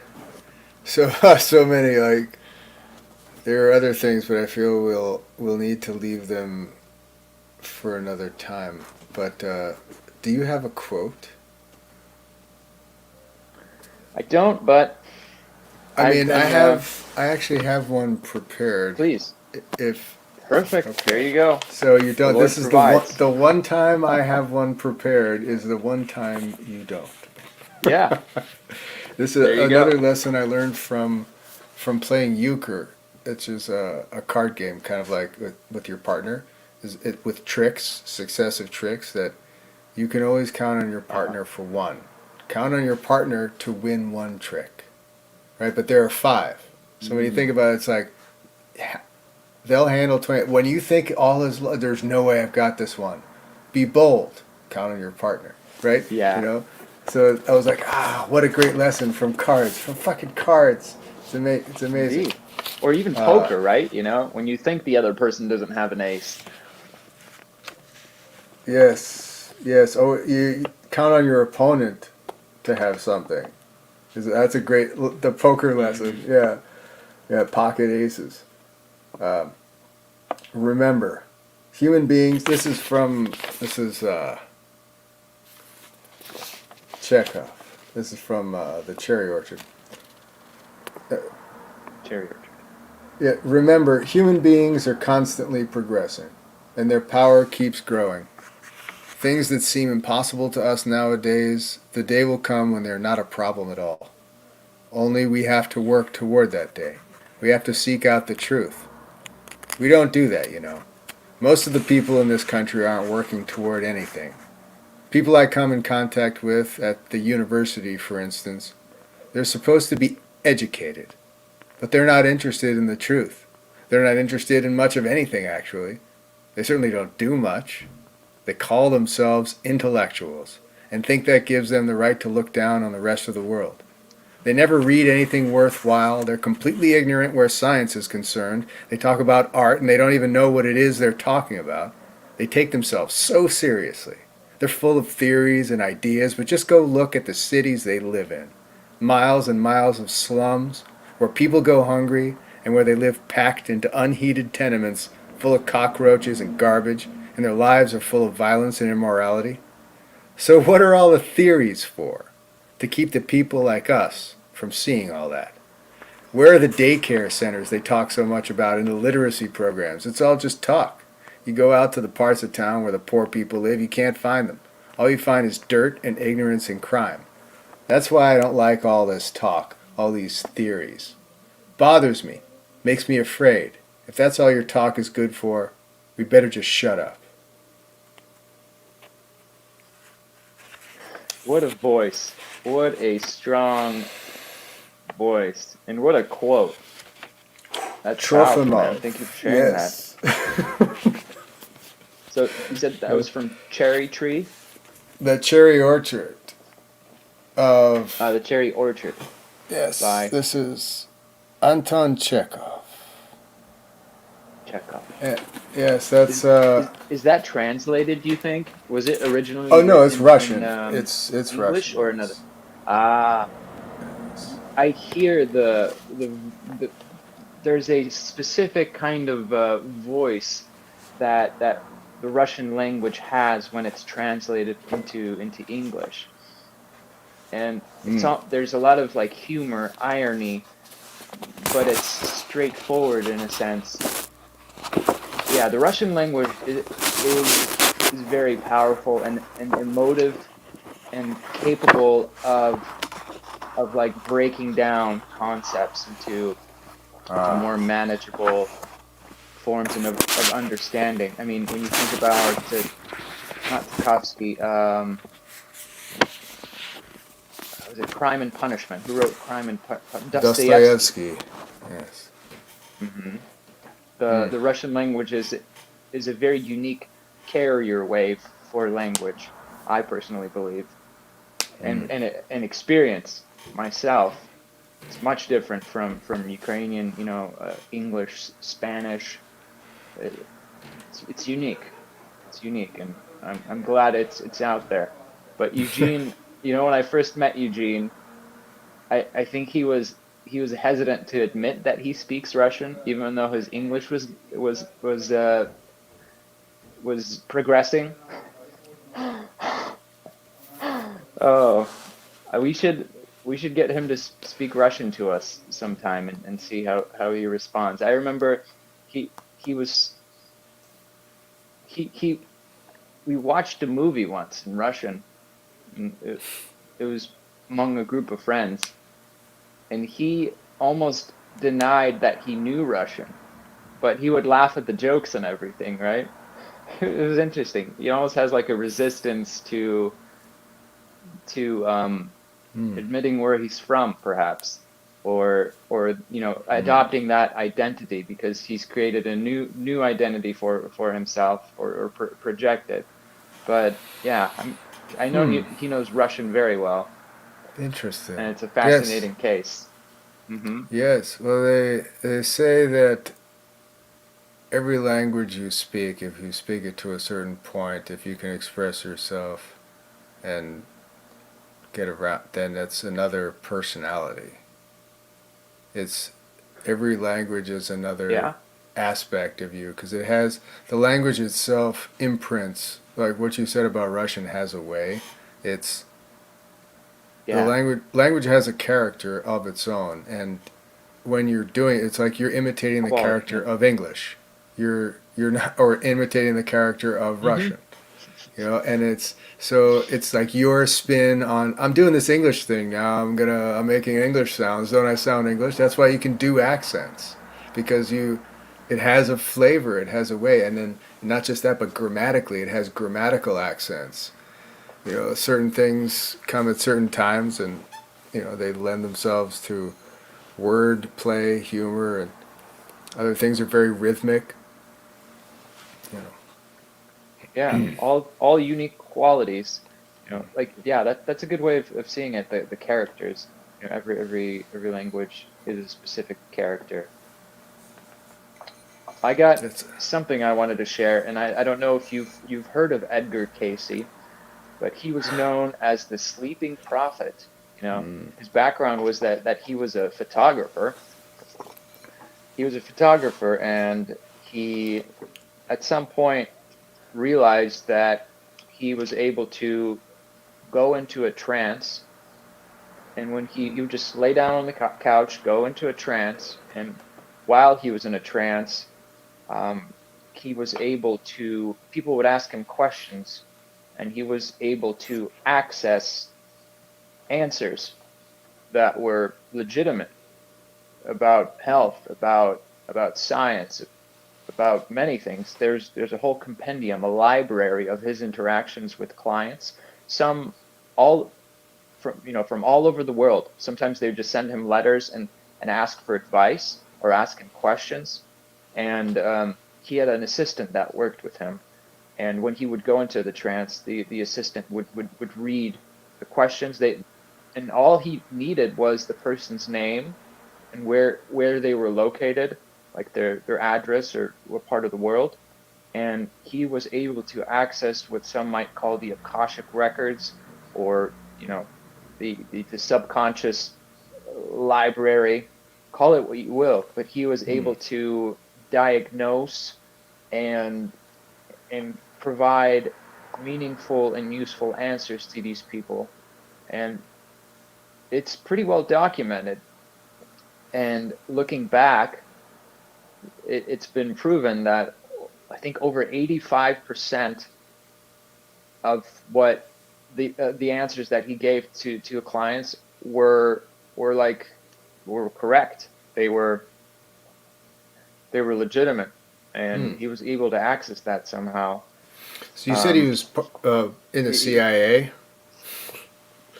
He just needs their name I and didn't say he was in address, the CIA. and he tells them all about them.